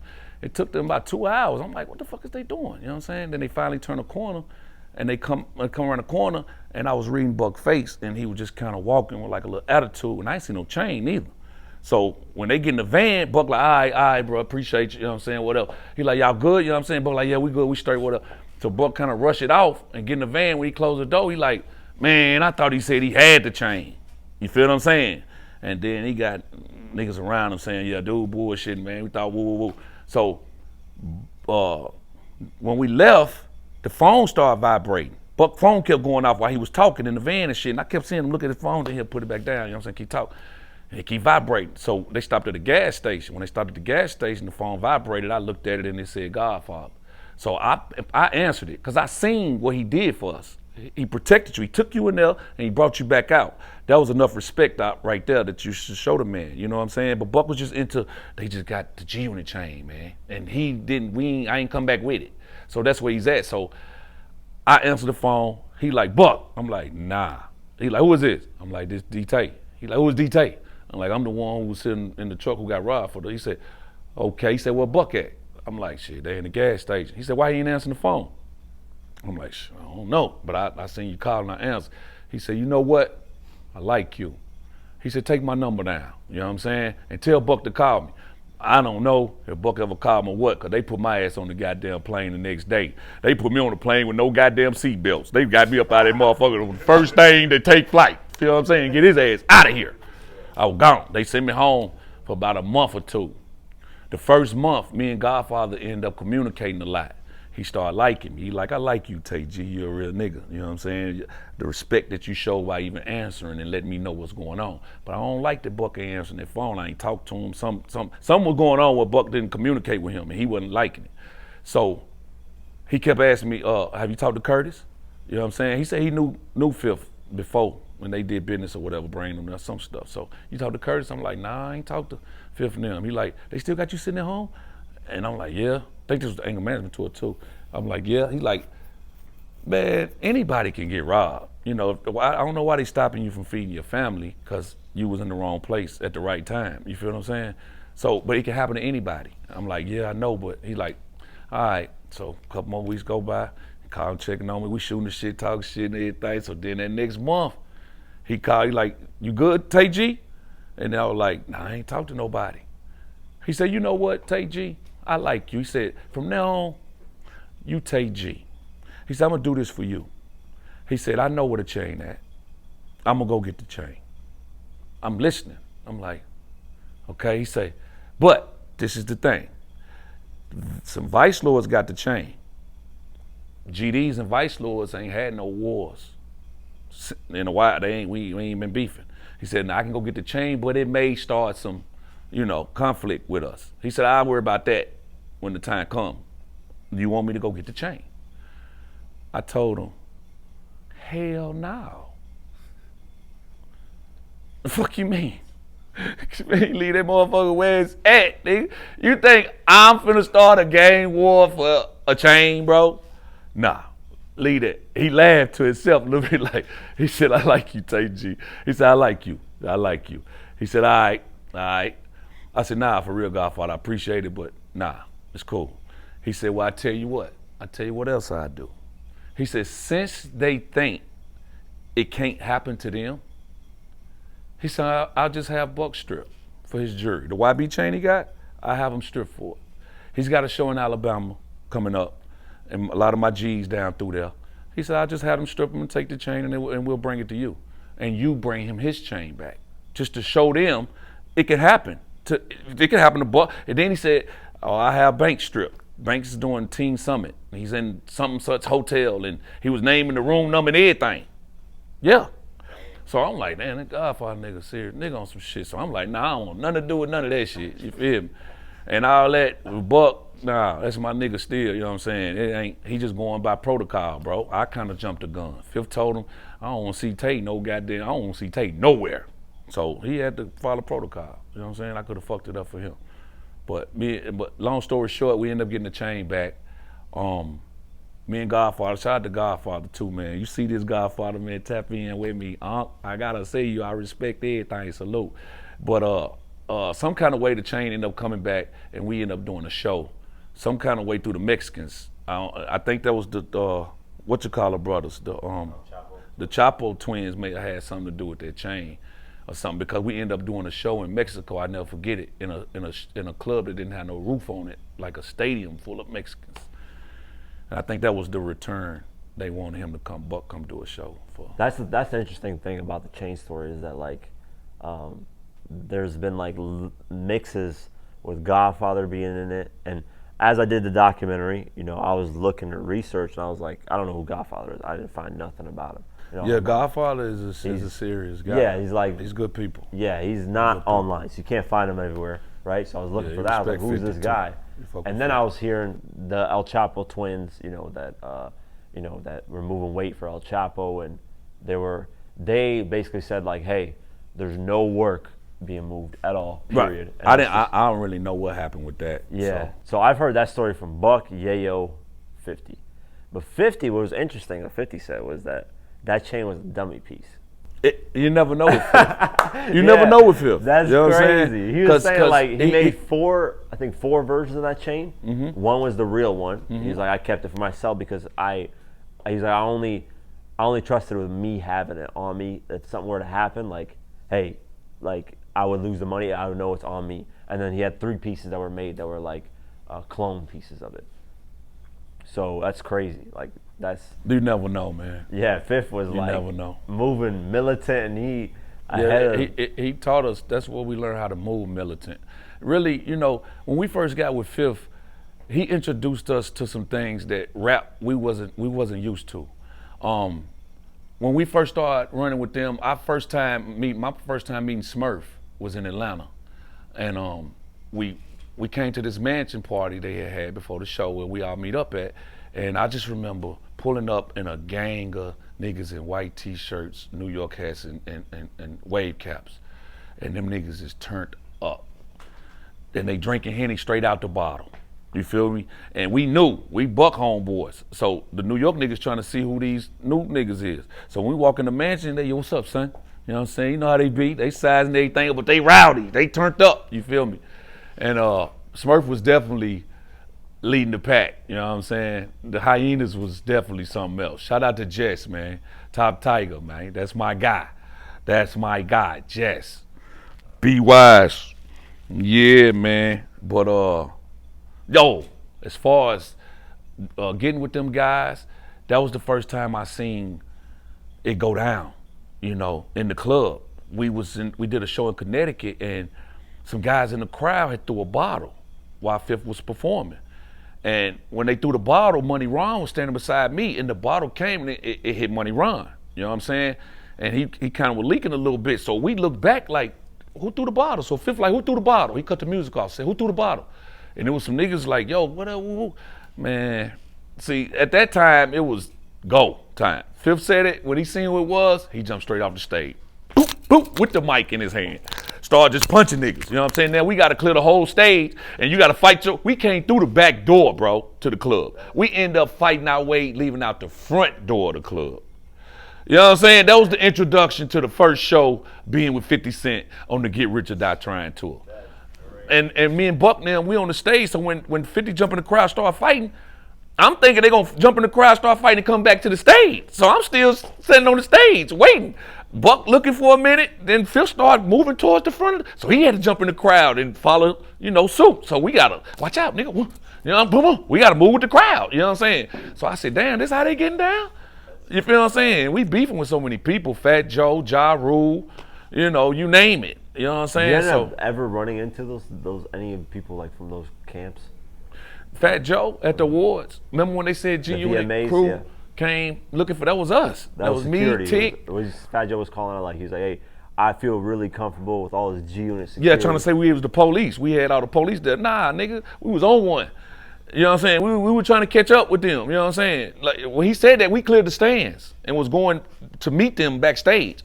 The police caught us. They actually came and caught us right before we got to them. They was like, the police was between us and them. You know what I'm saying? Spider was with us. Yeah, we cleared the stands and got up. You know what I'm saying? And that's also where I got keeping that knife. You feel me? Yeah. I took that with me. Yeah. Nigga, they put a nigga up on some shit, you know what I'm saying? Real shit, you know what I'm saying? Because sometimes when you go to them clubs, you got to get up out of there. And us being from the South, we wasn't up on that blade thing. We more like, from the South, we going to shoot you. We going to shoot you in the face. You feel me? Up north, they gonna stab on you and knock you out, sneak you, fight. They like that. So they jump off fast. You know what I'm saying? So yeah, it was real militant with Fifth though. You know what I mean? Yeah, no. I've heard all kinds of stories. That's crazy. Yeah, definitely. Yeah. Before they getting the nice 50 now. Yeah, no. I know that 100%. Everybody was mentioning that to me. They were talking about like he was just pulling up with all kinds of guns and crazy shit at the time. That like nigga, that cartoon. What's that cartoon with that? Like he's like very small, but he's got these big ass. Toucan Sam. Yeah, I don't know. Yeah, that's what they were saying. Yeah. Like 50 was just pulling up with just like pistols. Now he was definitely on one, bro. Yeah, he was definitely crazy. on one. But he elevated. When you take that path, you gotta stand on shit. You gotta be prepared to stand on shit. No, I mean, he's been through a lot, man. Like you gotta and that's paranoia from getting shot. Right. That's like it's trauma from all that. That's what's happened. So he's more aware of.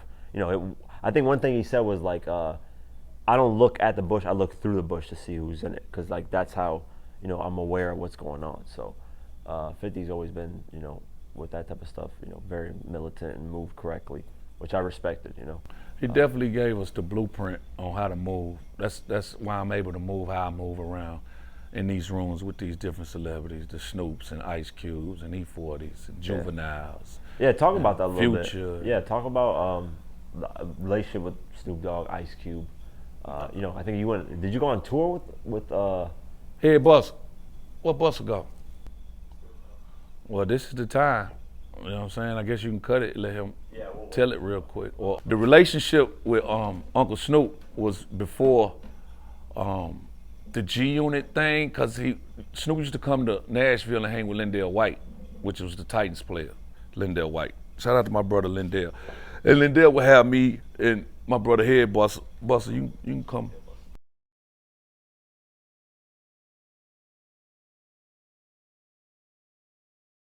Man.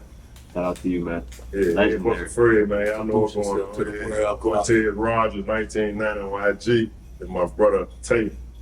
And, you know, we were laughing earlier when I was talking to him because when 50 clipped his wings, he landed in my mama's living room. 2004, I'll never forget, man. Yeah. And, Yeah. man, when I tell you it crushed us because it's like he was right there. And when it boiled down to decisions, man, life gonna come to decisions. Listen, I had to told my brother through them. It was a hard couple of months.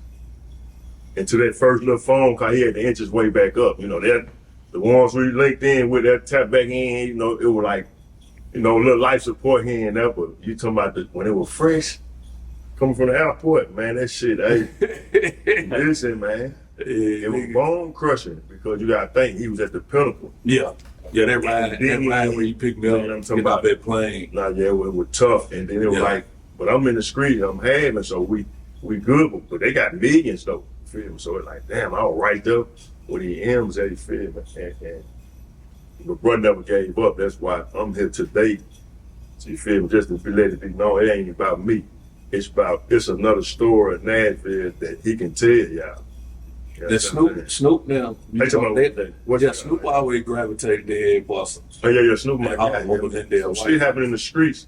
You know what I'm saying? So anyway, he's speaking on Snoop Dogg. Shout out to Cuz. You feel I caught up with him at Jelly Roll. Man, shout out to Jelly Roll, too. man. But Cashville, we doing this shit. But really speaking of Snoop, like this the homeboy, you know what I'm saying, big role, you feel me? Like, it was some shit happened with Lindell, well, he got the jacket, man, you feel me, with the red team. And he a big dude, and I was locked up in the pen with some dudes on the red team that was in on that. That night of the club, Lindell called me, that my brother, shout out to Lindell, little big brother. And he was like, big bro, where you at? He go to one club, I go to the other club. I'm telling him, look, the young niggas at this club, I'm finna go down with these bitches at. So he thinking just because he got a Benz and a Range Rover, I got the truck on the 26 with TVs at the time, we had them. I'm like, nah, we finna go down here with the bitches. Shout out to T2 at 3, because T was throwing a party from Memphis. Shout out to TMDT, yeah, my brother. So T was throwing something at Cream, he was like, bro, pull up down here, bitches head, what? So I'm trying to tell my little brother Lindell, little big brother Lindell, like, hey, bro, I ain't going where you at with the young me. I'm finna be down with these bitches. So like, man, big brother, you bullshit. Listen, no bullshit. Not even 10 minutes later, he called me back, bring the guns, these niggas playing with it. Lindell. Yeah, I ain't bringing no, hey, I told you bring your ass down here. He know I'm telling this story to my brother, I love you, nigga. So boom. Man, he come down there, got the Range Rover, got the Benz, he just got that motherfucker.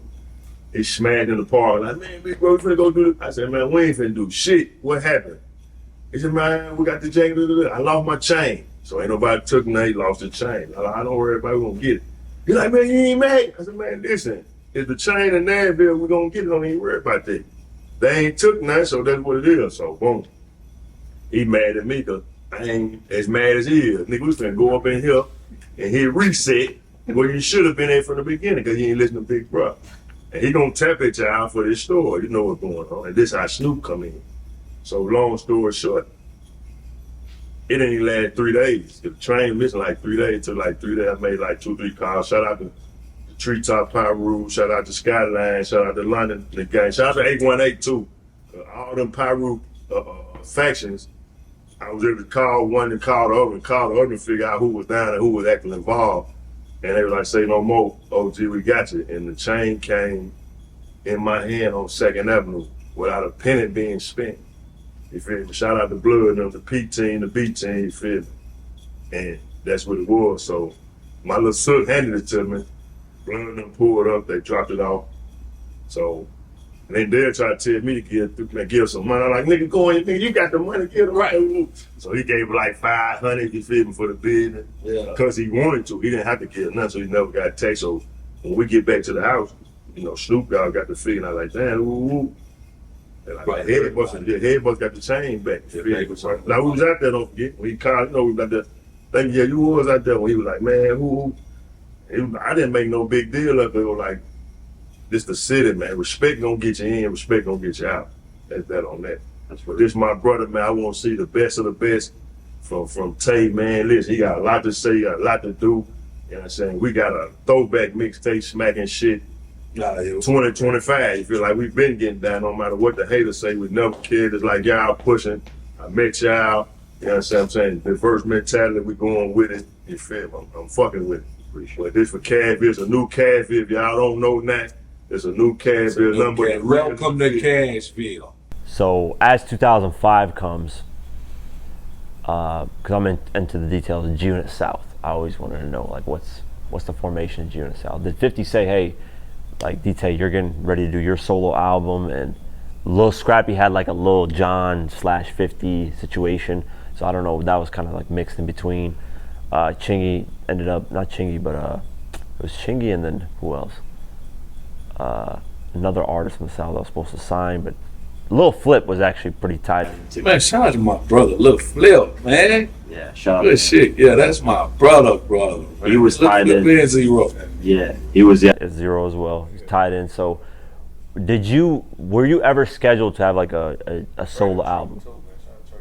Yeah, shout out to Trader Truth. So, were you ever scheduled to have a solo album? Because at this time, you got Game dropping January 2005 documentary. Then that thing, hasn't fallen. Oh, see, Buck was doing the mixtapes at the time with Who Kitty and DJ Drum. And the Gangsta Grill mixtape, I fucked that up. I went crazy on it. Yeah. You hear Drama saying, DTAY, let's go. Yeah. You know what I'm saying? Case Dismissed, that mixtape. There you go. You know what I'm saying? I was fucking shit up. I was rocking. And it was my time. It just, I kind of moved too fast with that situation with Chicago. And it kind of slowed me down a little bit. But 50 had already pulled me, in the room at AOL. We was doing some work at AOL, and after we got through doing it, he pulled me and Buck in the room and was like, yo, we're finna sign tape to G Unit South. We're gonna give him the same 250 non-recoupable that everybody got. Mobb Deep was with us. Shout out to Mobb Deep. Olivia, I Rod, Shout out to Shy Money, man. That's my guy. When I got robbed for the chain, right? This is some funny shit right here, right? So they sent me home, right? And they finally got me back out there. But they didn't see. This is what they did to me. They didn't ask 50. Could I come back? I get a call. Yo, tell you your flight leave Friday, huh? Yeah. Okay. Did you talk to Filth? Click. He hung up. I'm like, all right. Buck called, tape, your flight leave and such. Hey, did you get the talk? Click. Get on the plane. Buck then pull up at the airport in the van. MTV is filming. It was Candy Shop video. We pull up to the mansion in LA. On the way to the fucking mansion, I remember everybody in the van having a good time, turned up. And I'm quiet because I know the last time I heard from 50, he said, I don't never want to see Tay again. Okay? So, I'm thinking somebody had to say something. So, Shot Money just riding, everybody playing the music, Shot Money chilling, he looking out the window and shit. So I tapped Shot Money's shoulder like, Shot, what's up, nigga? Like, you good, Tay? I'm like, yeah, I'm good. I'm like, you talk to Phil? Like, Tay, you good. Yeah. And I'm like, nigga, look at me, nigga. No, you good. So again, I'm like, Phil, Shot, don't play with you. You talk to Big Bro. He like, tell you good, you for real, bro. So I'm like, all right, he did. We pull up, MTV run to the van, open the door. They film it. Banks and Buck them got to get out. Everybody clearing out the van. When we pulled up, Fifth was sitting standing on the porch with a security guard. He had that black and gray mink on. He had the video. He had the mink on. He talking to the security guard. I'm looking at him. The van got tents. He don't know who's in it. So I can see him, but he can't see me. So I'm looking. I'm trying to read his body image. Like, do this nigga know I'm coming? Because all I can remember what he said. Then by the time I look up, everybody left me. I'm the last person in the van. The driver say, the driver say, hey, gotta get out, gotta go. I said, well, dang, the cameraman gone. I said, I gotta get out, gotta face this motherfucker. I don't know what he's gonna do. I done seen him, we was on tour. I done seen Fifth get in his little moves. He got to take his little medicine and shit. He fucked up a little bit. You know what I'm saying? He about like Tyson. You know how Tyson fucked up? You know, he might snap. You know what I'm saying? Certain shit. He cool, but he ain't. You know what I'm saying? So I know how he be. And we like brothers. You know what I'm saying? So I get out of the van finally. I'm walking up to the mansion. I'm looking at Fifth though. I'm walking straight to him though. Walking to him. Buck man walk past him. He, what up, Buck? He ain't even looked up to see me. What up, Buck? What up, Banks? Blump. Everybody up, blump, blump. He turned around and started talking to the security guard again. You know what I'm saying? I'm coming. You know what I'm saying? Look up. You know what I'm saying? Talking to the security guard. I seen him do the stutter step. Look like, it ain't that motherfucker. It's Tay again. You feel me? I walk up. What's up, big bro? He turned around. What's up, Tay? Give me some dap. When he give me dap, he pour me in. I need to holler at you. Give me the dap. Me again. I'm like, shit. He said he need to holler at me. I'm finna stand right here. So he talked to me without being in front of everybody else. You know what I'm saying? Let's do this privately right here. So I'm like, when he said I need to holler at you, turn back around, start telling the security guard, I'm still standing there. Tell security guard, look up. What, Tay? I'm looking like you said you need to holler at me. He said, welcome holler. Not right now, Tay. Go ahead. Go kick it. Guess what? I walk in the mansion, bro. They got the model with the little bikini shit all, goddamn it. You got the fellas, they smoking, fuck them like, damn, where you from? They fucking with the bitches and shit. Man, fuck y'all bitches. Fuck all y'all motherfuckers. Y'all set me up, bro. I don't want him to come in here and talk to me about that shit around everybody else. You feel what I'm saying? So the whole time we on the set, they shoot hours go by. Fifth to walk past me 2-3 times. I'm like, this nigga ain't saying nothing. Is he still mad or something? But this is what happened. We end up going to the trailer after Buck shot his part. We sitting in the trailer, we smoking. Shout out to Leak, man. My brother Leak with 50. Leak, El Dorado, Yayo, my brothers, bro. Jets, Money, Ron. Just name them. The hyenas, all of them. So we sitting there blowing, and the door flies open. It's Fifth. He come in there. There you go. What y'all doing? What y'all smoking? Buck, what's this? Pick up the weed. Damn, okay. Kill yourself. That shit say kill yourself. That's the name of this shit? You know what I'm saying? Y'all wanna smoke this shit? You know what I'm saying? Buck got all kind of weed, different kind of shit. So he like, why you got all this weed, Buck? Buck like, shit, we finna smoke this shit, Phil. Like, Buck, we only here for 2 days. You got 4 ounces for 2 days. Buck like, shit, we gonna smoke this shit anyway. Everybody here. Buck had yes man at the time himself. They, yeah, we smoking that shit, Phil. So I'm in the cut, because I know he came in here probably looking for me. You feel me? So he hollered at everybody and shit. Chilly talk for a minute. Then he look up, look at me. Tay, come here. So everybody, it's like the music cut off and everything I had felt. Everybody they were hitting their weed and everything. Like, uh-oh. That nigga Buck like, he said, Buck, come here. Buck wait and see. Oh shit. So he come on in the back. Buck, Phil shut the door. That nigga grabbed me by my neck, grabbed Phil. Buck by his neck, put us in the headlock real tight. He said, listen, y'all like my little brothers, nigga. You know what I'm saying? So when y'all out here, I told y'all mothers that I'm gonna take care of y'all. So I told y'all I'm gonna get back home safe. So you can't be Tad. You need to be an artist. You know what I'm saying? Still got Buck in the headlock, Buck slobbing in the head. You need to, yeah. So he like, Tay, you need to sit down and be an artist. You know what I'm saying? When the hyenas is doing what they do, they out here for a reason. You feel what I'm saying? You're an artist. We come back from the hotel from doing something, you go upstairs with Buck and Banks now. You do what the artists do. So, all right, let my motherfucking neck go. No, you feel what I'm saying? He like, I ain't through talking. No. So get that shit out. Yeah. He say, all right, you good? Yeah, we good. Let it go. From there, shit. Right back again, get ready to go on tour. Give Tay the G-Unit chain. What? Yeah, that was one of the biggest things. When we come out and do the show, Buck could talk about, I know y'all heard the chain got took, and then he said, nobody take none without giving it back, and then I pulled the chain out and the whole stadium goes crazy. Damn. So, yeah, 50 wasn't feeding too much into that chain shit. You know, nigga was young, moving too fast, he just happy a nigga. You know, I remember, did you guys ever see that DVD? The guys that had the chain? Yeah. Yeah. Yeah, they had the chain. What were you guys thinking of that when you What the guys saw fuck it? was wrong with that? They got that motherfucking top, bro. We watching like everybody else. I was out see. Damn, the hill, we got it on the hill. Which one robbed me? You know what I'm saying? Damn, they all like, yeah, whoop, whoop, I went. They were smart. They had all the faces blurred. Yeah, but it's cool because shit happens. You gotta abide by the rules when you go out of town. You can't. Yeah, but you know, back then, it's not like today's time. Like, something happens, like.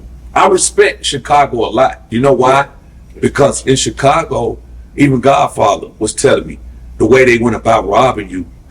They politely robbed your motherfucking head because usually they shoot you first and take everything. You feel what I'm saying? So they shot by your foot. It wasn't towards you. They wanted that chain. You know what I'm saying? So shout out to Chicago, man, for real, man. Crazy. Yeah, no business. Shout out to Cabrina Greens, the Godfather. For shit show. Appreciate everything. So we're in 2005 now. So I don't know how involved you were in this because it's a lot of shit was going on in 2005 with G-Unit and stuff. Yeah, Game dropped the album. Fallout happens with that. 50's going not really back and forth, and 50's kind of ignoring them. Game's kind of going on this tangent, 300 bars, G-Unit, all that stuff. Then we had the massacre. Yeah, we had a run-in with some of Game's people in Arizona. I was not even mandatory. We doing the shows and some Mexicans came to the show. When Monster and a couple of the hyenas noticed them while we was on stage. They had the G-Unit shirts on, and that's when Monster they left off stage. Went out there and whooped them niggas up out them shirts, bro. Damn. Yeah. I did not know that. Shirts, bro. Yeah. And came right back on stage and was doing security like ain't shit happened. Monster, shout out to Monster yeah, too, man. He's a beast though. Yeah. So that was January 2005. Dropped the album. Fallout. March. Massacre drops. That's a Game too, man. That's my guy, man. I was around when Ganymede cut you off, Quake. Very good. But when Game first came, you know what I'm saying?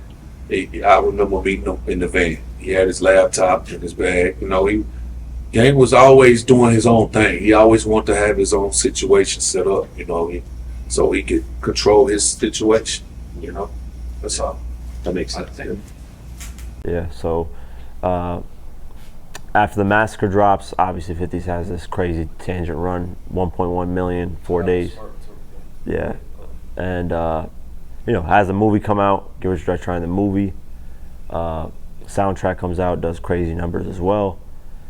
This is where I, as like a fan from the outside, I'm seeing G-Unit start to slowly crumble, and I'm thinking, what is going on? Because we don't know the behind the scenes now. As 2025, you know a lot more what's going on. But I have my kind of theory. We talked about this off camera a little bit of what I feel happened at that point. I think Sha Money, the relationship kind of started to dwindle with 50 and Sha. And Sha, to me, I viewed him as like peanut butter and jelly. 50's peanut butter, he's jelly, because he was bringing in the beats, he was bringing in the sound, he was making sure the projects were getting released. And after like the fallout happened with their projects started slowing down, projects weren't getting released, and it was a whole different thing. And then you got 50 going against Jimmy Iovine with Interscope, which is the CEO of Interscope, and that's never gonna work. Drake right now is going against UMG, and that's a whole different thing that's going on, which is crazy. And then you got the Game situation.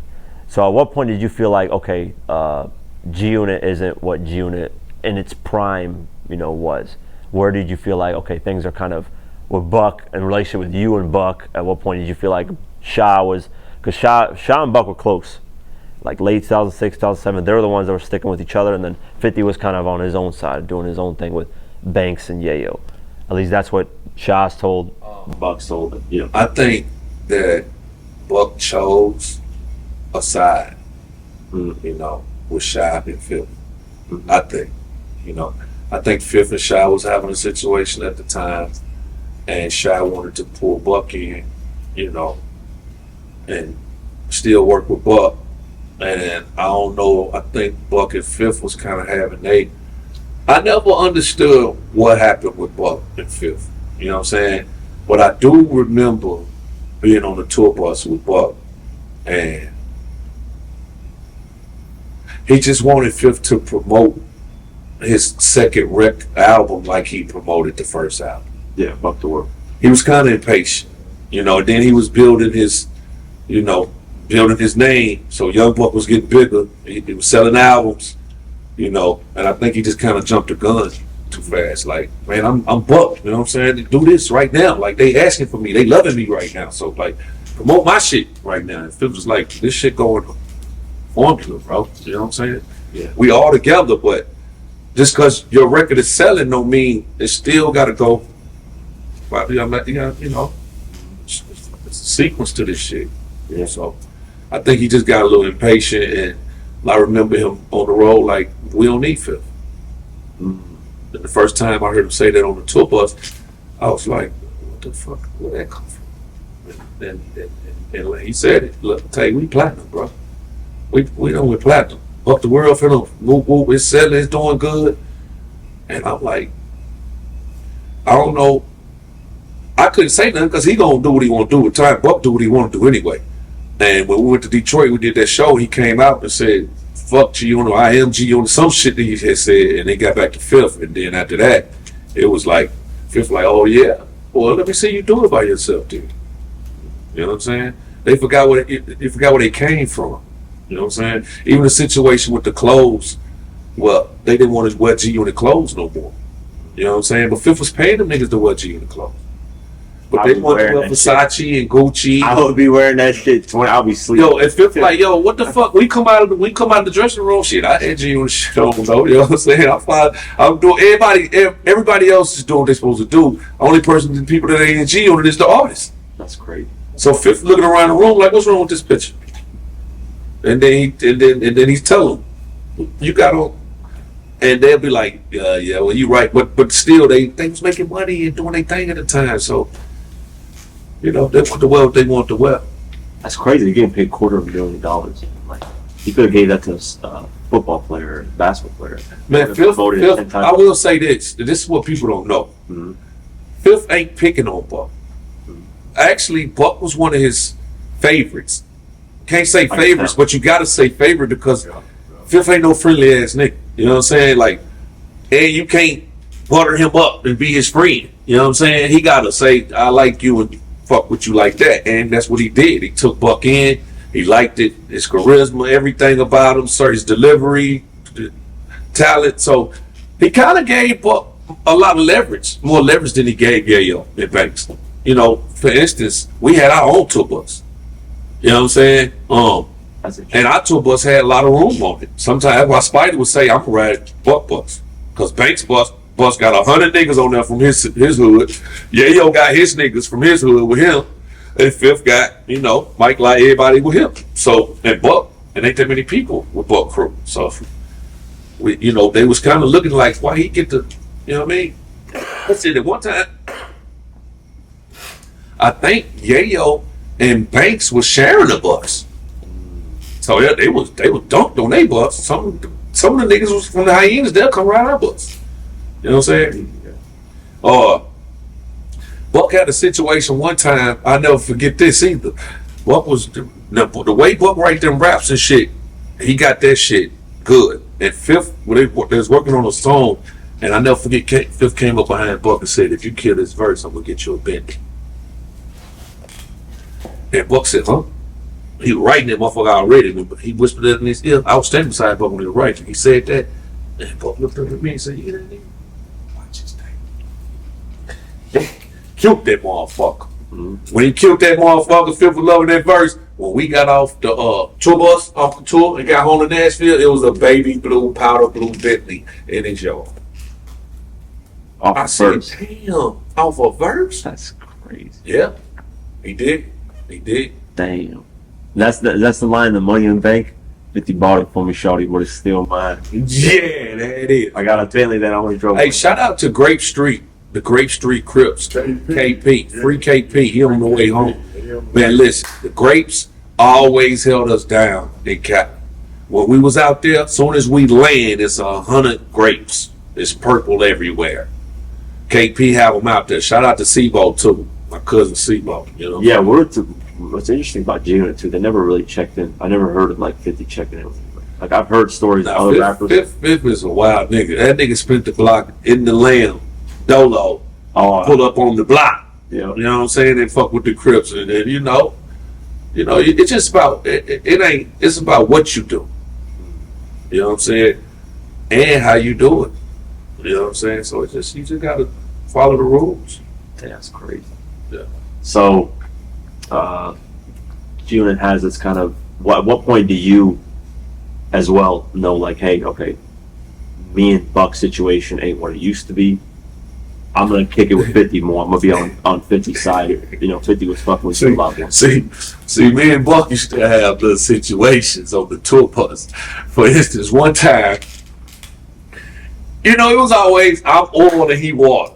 You know what I'm saying? We just didn't mix too much, but we could coincide with each other with shit. So he would get mad that I wouldn't yes man certain shit. Like he'd be telling stories on the tour bus about getting shot when they kicked the door in. He'd be like, yeah, nigga, they kicked the door in, nigga, we shooting at them, nigga, we shot 3 niggas with 5 bullets. You feel what I'm saying? No, I'm just saying. But he'll say something like that of that nature. The New York niggas is looking like, did they shoot 3 niggas with 5 bullets, Tay? And I'm like, crazy. But they knew I wouldn't make them look bad, but I wouldn't say yeah. You feel what I'm saying? So they peeped that Tay was not yes man to him. So he was on the tour bus and me and Buck had some words. And he was letting me wear this chain that he had just got that had all of them on it. Banks, Buck, Yayo, all of them was on this one little chain. So he had me wearing it at the time. And I would always stay in my bunk. You know what I'm saying? Because I like my space. And I get to do what I want to do with my bunk. It's my bunk. You feel what I'm saying? Like Lil Wayne said, well, don't be worried about what's in my cup. You feel what I'm saying? Yeah. Don't worry about what I'm doing in my bunk. You feel what I'm saying? Buck nigga back there like, man, what Tate back there doing? What he doing? And he was right. But I like my area. So this particular time, he kept trying to get me to come out of the bunk. Come out here with us, Tate.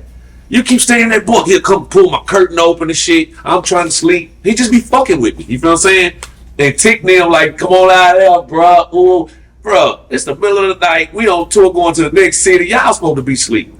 They fucking with me. So I done got frustrated. And I done got to cussing him out. Man, somebody open this curtain again, nigga, it's on. You feel what I'm saying? Whoever it is. You know what I'm saying? Hey, on what? This Buck. Well, what you gonna do, Tay? Open the curtain. You feel what I'm saying? So he come. I come out of the thing. What's up, Buck? Why you keep playing with me for some? We get out and Tick right in the middle. My brother, he like, man, go on with that shit. We just playing. You trying to come with that bull. No, nigga, what you gonna do, Tay? Watch out, Tick. So now we on the bus. I'm trying to get to him. He fucking with me. And I'm like, man, fuck this shit, man. And you can fuck this train. I took the train and threw that motherfucker down the hallway to him. And one of the diamonds came out that motherfucker. That nigga was high. Man, next stop, Tay going home. You got, book him a ticket. He got to get off his bus. They like, man, Tay, you always taking shit too far or whatever. But so when we got to arguing about the shit, right? Tick was staying in between us. Well, when Tick got out the way at one time, I just rushed him. Come here, nigga. So when we rushed him, so we locked up. Look. But when I grabbed him, I kind of leaned, took him to the couch, right? As I'm trying to dump him, take him to the couch, I feel my shoulders get brought up like that. I drop him. Now I'm chicken wing. I'm chicken wing, boss. Guess who got me? The security guard. That do security for Buck. Yeah. He don't know. He just like, all his job is to do is to protect Buck. He don't know me and him is best friends, bro. We do this anyway. Wrestle, slap, bop, whatever it may be. You know what I'm saying? So I'm thinking I'm finna dump him and I drop him and boom, he got me like, eh. He got me chicken wing. They're like, hold up, big bro. Hold up, big boy. Let it go. Let it like, it's my brother. Let it go. So when he got me chicken wing, I know this nigga ain't got me chicken wing, bro. When he let me go, that Buck said, no, let him go now. He said, listen, if anything ever happened with me and him, don't get involved. This is my brother. You know what I'm saying? Don't put your hands on tape like that. I'm looking. Guess what I'm doing though? Buck's talking to the security guy. Hey, bro, this is my brother right here. I'm just looking at him. I know you didn't just chicken wing me, then. You big boy. I'm looking around the bus trying to see what I'm gonna stab him with. You feel what I'm saying?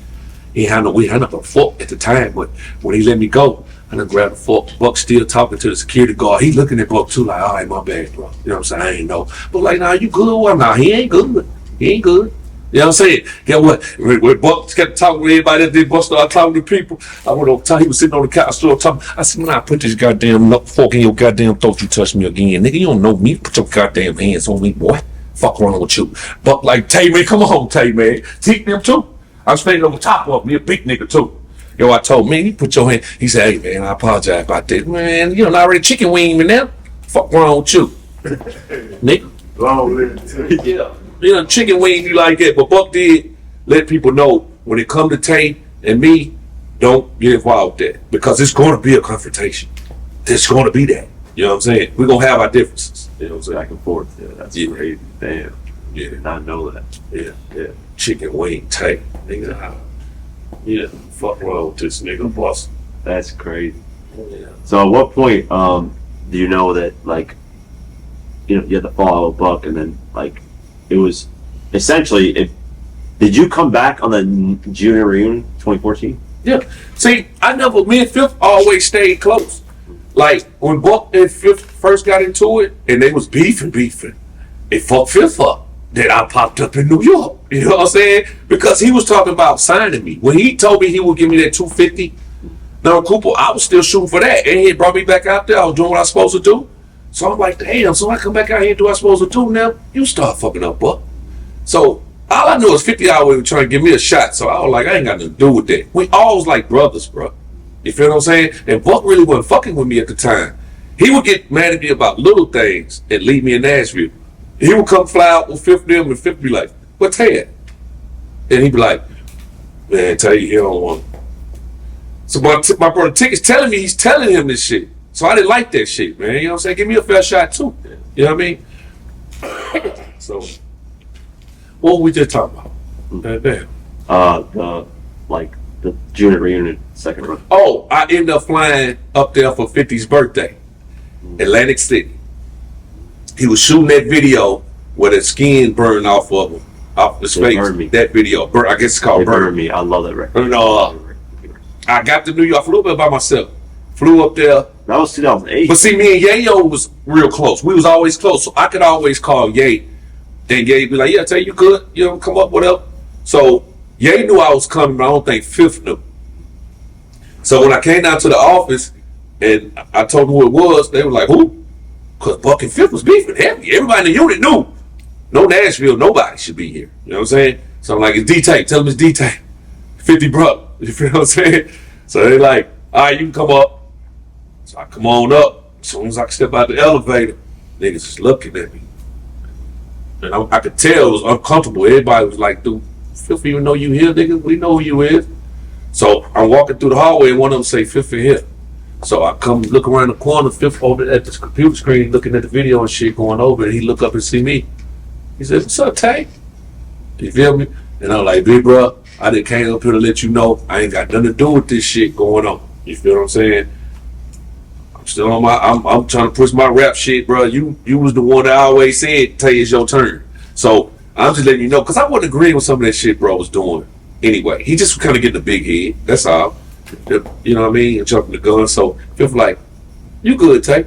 He said, you cool. He said, matter of fact, you ride with me. So his birthday was in Atlantic City that night. So when we left the office, made me jump in with him, chopped it up the whole way to the place, and he was just letting me know, you know, Buck is, what do you call him? He's what he always say about him. Buck is Impulsive. Yeah. Buck's impulsive. You know, take Buck's impulsive. You know, Buck's gonna do things. You know, he know how he be talking, kind of shit. You know, like I mean, you know, 20 y'all. You know what I'm saying? Really. So we went and kicked it and everything, and from that day on, I would always fly back and forth fucking with bro. And then Buck realized he want to come back when he got out there trying to do it by himself. And that's when he made the phone call and he kind of broke down on the phone, you know what I'm saying, trying to get back out there, you know what I'm saying? And it was never about his talent. So Fifth like it's a business. So yeah, you can come back. And I never forget, Buck had flew out there, and when he got back, he was excited. And was riding in his, he might have had a Vic, a Camaro Vic. It was me and him, and he floated down the interstate. And I remember him looking into the air while he was driving. And I'm like, you good, nigga? And he was like, yeah, I'm good. He said, man, nigga Fifth, nigga act weird. And I was like, what you talking about? And he was like, cause man, he said, I be talking to him. He said, he just be looking at me. He said, he was looking at me so much, I thought somebody was standing behind me. He said, I looked back while I was talking to him, I looked back.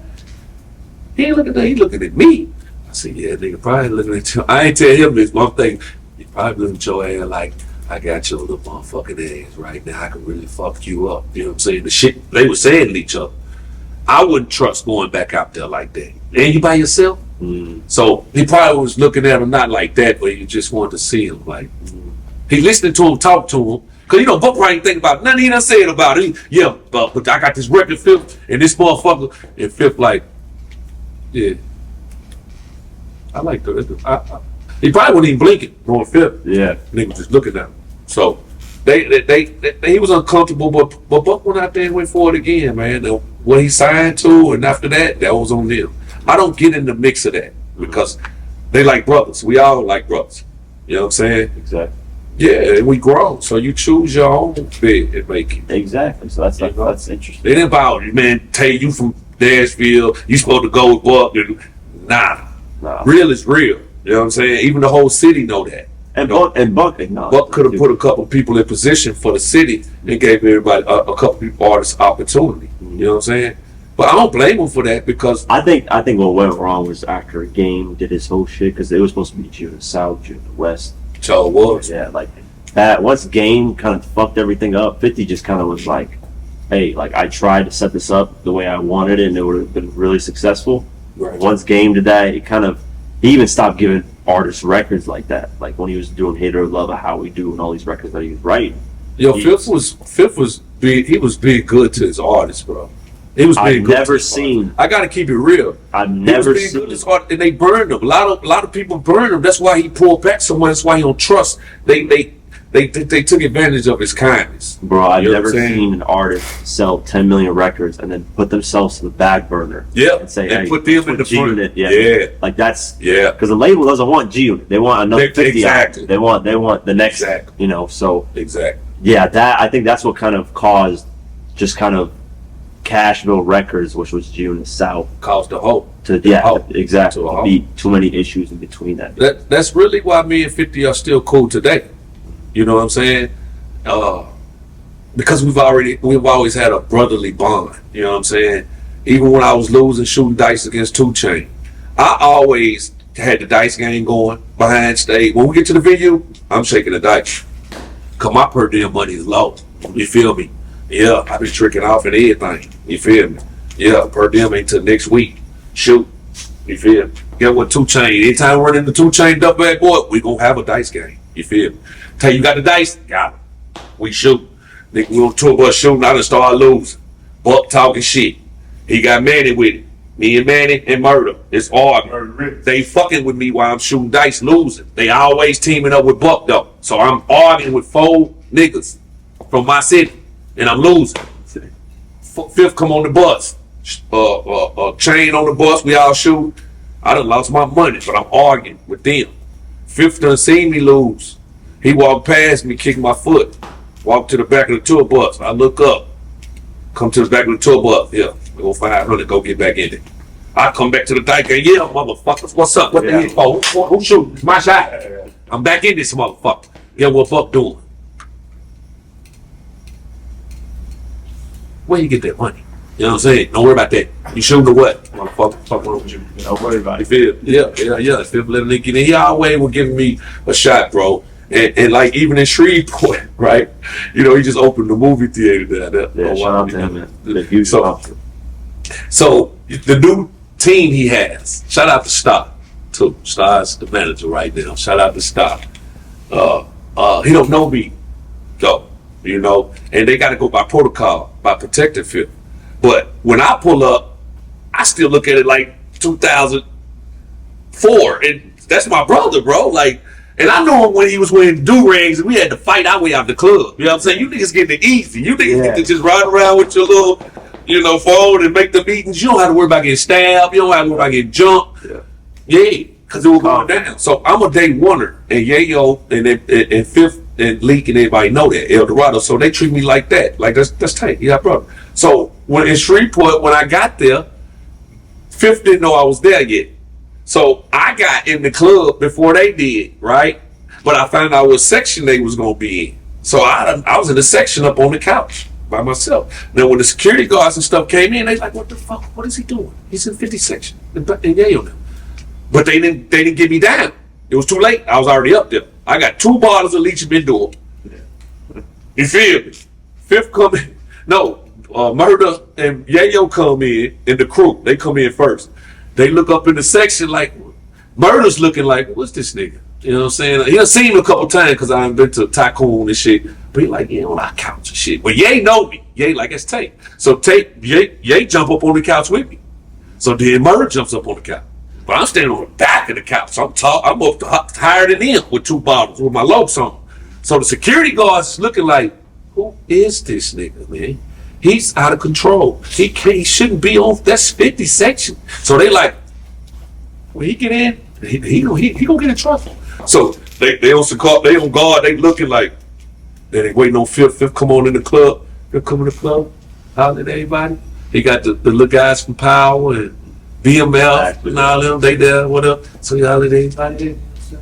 He get a bottle out the thing. He look up at me. Yeah. Do that. Yeah. I'm good now. Yeah, you good. I'm dead. Then I look at the security guard. What you gonna say? Exactly. They just, yeah, don't be meddling, bro. You feel what I'm saying? Yeah, because this my brother. You know what I'm saying? So we got our own bond. But yeah, it's all love, bro. It's all love. Even today. Yeah. Future. How did that relationship? Where did that come out of? Because he mentioned you were record. Future's my brother. Him and Rocco. Yeah, they're my brothers. I met Future through Rocco. Me and Buck kind of wasn't seeing eye to eye. I was rapping. This is, I'm assuming, sorry to cut you off. I'm assuming, not like the years, you know, I am with that shit.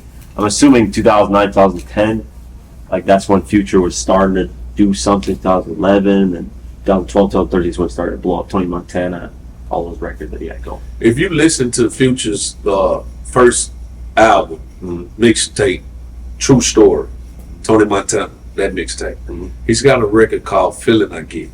You know what I'm saying? In the record he says, I fuck with M-Town. He said, in any state or any day, I fuck with you the strong way. Chat-Town, M-Town, Cashville, DTAY.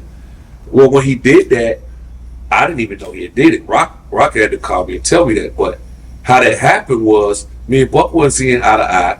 I was rapping with an independent company label here in Nashville called Felonious. And we happened to book our studio at the same studio Buck was booked at. Buck was at the studio downstairs. I had a session upstairs. Rock pulled up to come to my session to give me a feature. Well, as he was coming in the studio, Buck was leaving out. Buck still had the juice at the time. So Rock like, what's up, Buck? He's like, what's up, Rock? He's like, what you doing here? He's like, shit, come fuck with Tay. He's like, man, I need one from you, a verse from you. So he's like, shit, I give you one. So Rock was coming to do the verse with Buck. I'm wondering what's taking so long. I called him, like, I'm downstairs with Buck. Rock don't know me and Buck ain't really fuck with each other like that. So he like, come down here. So I come down there and have to play it out. As soon as I come in the room, Buck, yeah, they go tape. He acting like everything normal. Like, that's my nigga. You know what I'm saying? Tape. Rock down here, we working. So Rock like, they playing the beat. Rock like, you gonna jump on the song, tape? And I'm knowing like Buck is really, me and him don't really fuck with each other like that. He just keeping it neutral right now. So I played it off like, yeah, I might do something on them. So they get to writing, sitting around, they find the writing. So I ain't never writing nothing. So Rock ended up looking up. He said, you gonna write to the song, tape? And I'm like, yeah, I probably write something. I look around, I see a nigga with some dreads standing in the doorway. He ain't said nothing the whole session though. He just in the cut. So me being nosy, I get up, walk over there like, and he was on his phone, but he wasn't saying to nobody, just in his own zone. So I come over there and I'm like, what you doing over here on your phone? You know what I'm saying? He like, oh shit, I'm just writing to the beat. You know what I'm saying? He said, anytime I get around the beat, I just write. So I'm like, write to the beat. I'm like, you wrote something to this song right here? He like, yeah, I fuck with it a little bit. So I'm like, let me see. So he showed me, he got damn near a whole little verse. So I'm like, you can jump on that, bro. I didn't even know him. You know what I'm saying? And he was like, for real? And I'm like, yeah, go ahead, man. He like, that's real. And he gave me dap, said I'm at the time he was Wizard or some name he had, the Whiskey, something like that. And he said, that's real. He gave me dap. And I sat down there for a minute, and I went back up to my section. Come to find out, Future ended up doing a verse on there with Rock and Buck. Future had this auto-tune thing at the time, and it was new. Nobody was doing it at the time. So to Buck's ear, it didn't sound right. You know what I'm saying? Mm-hmm. They sent the song back to Rocco. Buck sent the song back to Rocco without Future first song. Okay? Me and Rock was hanging at the time a lot. So he had a show in Memphis. He told me to meet him in Memphis. I think he boss, that's when we met Rock in Memphis, remember? With Howard. So we get up there and do the show, come back to the hotel, we chilling in the lobby with the music playing, and he say, "Tank, come here." Walk me away from everybody. He like, "Man, what's up with dude?" I'm like, "Who?" You know what I'm saying? He like, "Buck." I'm like, "What do you do?" You know what I'm saying? He like, "Man, that shit wasn't real, man." You know what I'm saying? That's my brother. You know what I'm saying? I'm like, "What he do though?" He like, "Man, he sent the song back without a verse on there. That wasn't cool. He could have just told bro he didn't want it on there. He didn't like something." And I said, "I didn't know he did that." You know what I'm saying?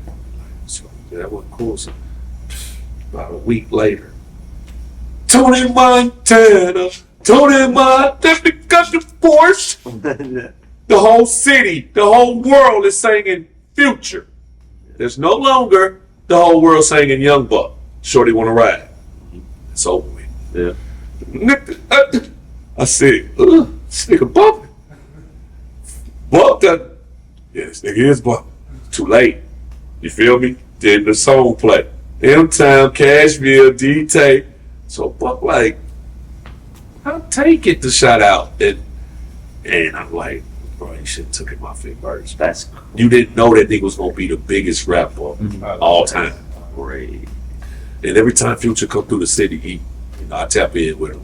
Well, Future's very. Shout out to my brother Future, man. Yeah, he's very. Shout out to Future. I ain't seen you. I'm gonna bump down on you. I gotta fuck with you, bro. For sure. Very talented, bro. He gave that Racks on Racks on Racks record free. Yo, to that guy's an alien. Yeah, he gave it for free. He was like, and then one of the guys told him, like, "You're stupid for giving that record away for free because it's a hit." I got plenty of. Man, that dude is an alien. There's nothing like it. Yeah, I was like, He's been on a spree of hot singles for. I ain't seen nobody make singles back to back like him. great. That mixtape run was. Yeah. Shout out to Fat Rat in Cali. Shout out to Ice Cube. Shout out to D-Shot. D-Shot and Juvie got a new record called Ask About Me. It's hot. Y'all make sure y'all tap into that. Yeah, Juvie's dope, man. Yeah. Shout out to the whole Cash Money Illest, too. yeah. Big Bro, Manny Fresh. Yeah, Yeah, definitely dope. yeah. Well, Cali Chris. yeah. Appreciate you, DTAY. Yeah, yo, we just getting started. I ain't even 100. You know what I mean? We got a lot to talk about too. Yeah, There's a lot of we stuff that I haven't got a chance to ask yet, but I think we'll leave it for another part because there's a lot to say. So this is gonna be like a 5-10 hour, Yeah. a long interview. So Yeah. we'll definitely get it done though. I think I think what I want to do, and this is up to you if this is ever possible. I would like to get you and Buck in the same room and do an interview. I think that would be really dope, man. I mean, that ain't no problem. Me and Buck ain't got nothing like Yeah. that going on. I think You know that would be what I'm saying? really dope. I'll just be in my own lane where it's less traffic. We both doing our own thing. That's Yeah, all. that's dope as fuck. So I want to get all of June, just period, that's ever had anything to do with June. Shout out to Yayo, Uncle Murder, Yeah. Banks, Yep. yeah, Star, Bettis, Crusade, Big Mike, yeah. Yeah, you know it Bettis. Shout out to Bettis, man. Yeah, Jerry them my Bettis. guys. Yeah, Renee. He's a beast, bro. Yeah, I used to know man. all the whole old crew. unit staff, man, and then like it just got That's the cleared family. out. That's the Nicky family. Martin, Chris Lopez was the guy that used to edit. I knew him before he actually joined unit. Chris Broadway, a few of them. Yeah, there's a lot of people.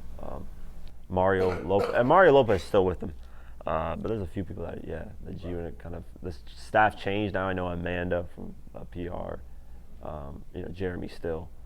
A few other people too, but man, amazing story, bro. Hey, I think I appreciate it, man. it's one of the craziest.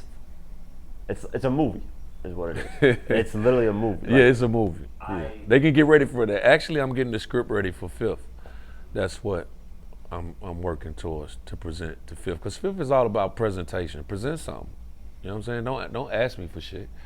Present something. That was his thing with the artists. You know, don't let me be the reason you have motion. You know, I want to take the training wheels off and you ride your own bike. You know what I'm saying? And that's what Hot Rod got a lot of. Like Hot Rod was talking about that. Like when the single didn't perform well, the Be Easy record with Mary J. Blige that he had, he said, I'm gonna take it to my own hands. I'm gonna go to Europe. I'm gonna use the unit brand, the global brand of that, and build. And he started doing like David Guetta type of music, like EDM. He's killing They it. took it to him. Yeah, Shout he's out to killing Hot Rod too, man. Yeah, that's Yeah. why 50 Hot Rod always was around. 50 Yeah. always respected him because he was like, he didn't wait on me to get hot or anything. He just did his I own think that's what Fifth respects about me, as far as even being in the rooms with the Mike Epps' and the DC Young Flies and the Juveniles and the Manny Freshes and the Ice Cubes and Snoops and E40s. I'm still active, you know what I'm saying? And I built my own relationship with these guys when I was with them guys, you know what I'm saying? And good people respect good people.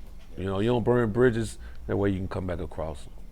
Especially people who lay the bridge down for you to come and, you know. Exactly. I agree with that wholeheartedly. Real respect. All right, man. Appreciate you, Quake. Diverse mentality. Yeah. The hottest podcast you gonna tap into. If you don't tap in, then you ain't the real deal. Exactly. I love Let's you, go. DTAY. Appreciate it, man. Let's go. Yeah. Take care. Peace out.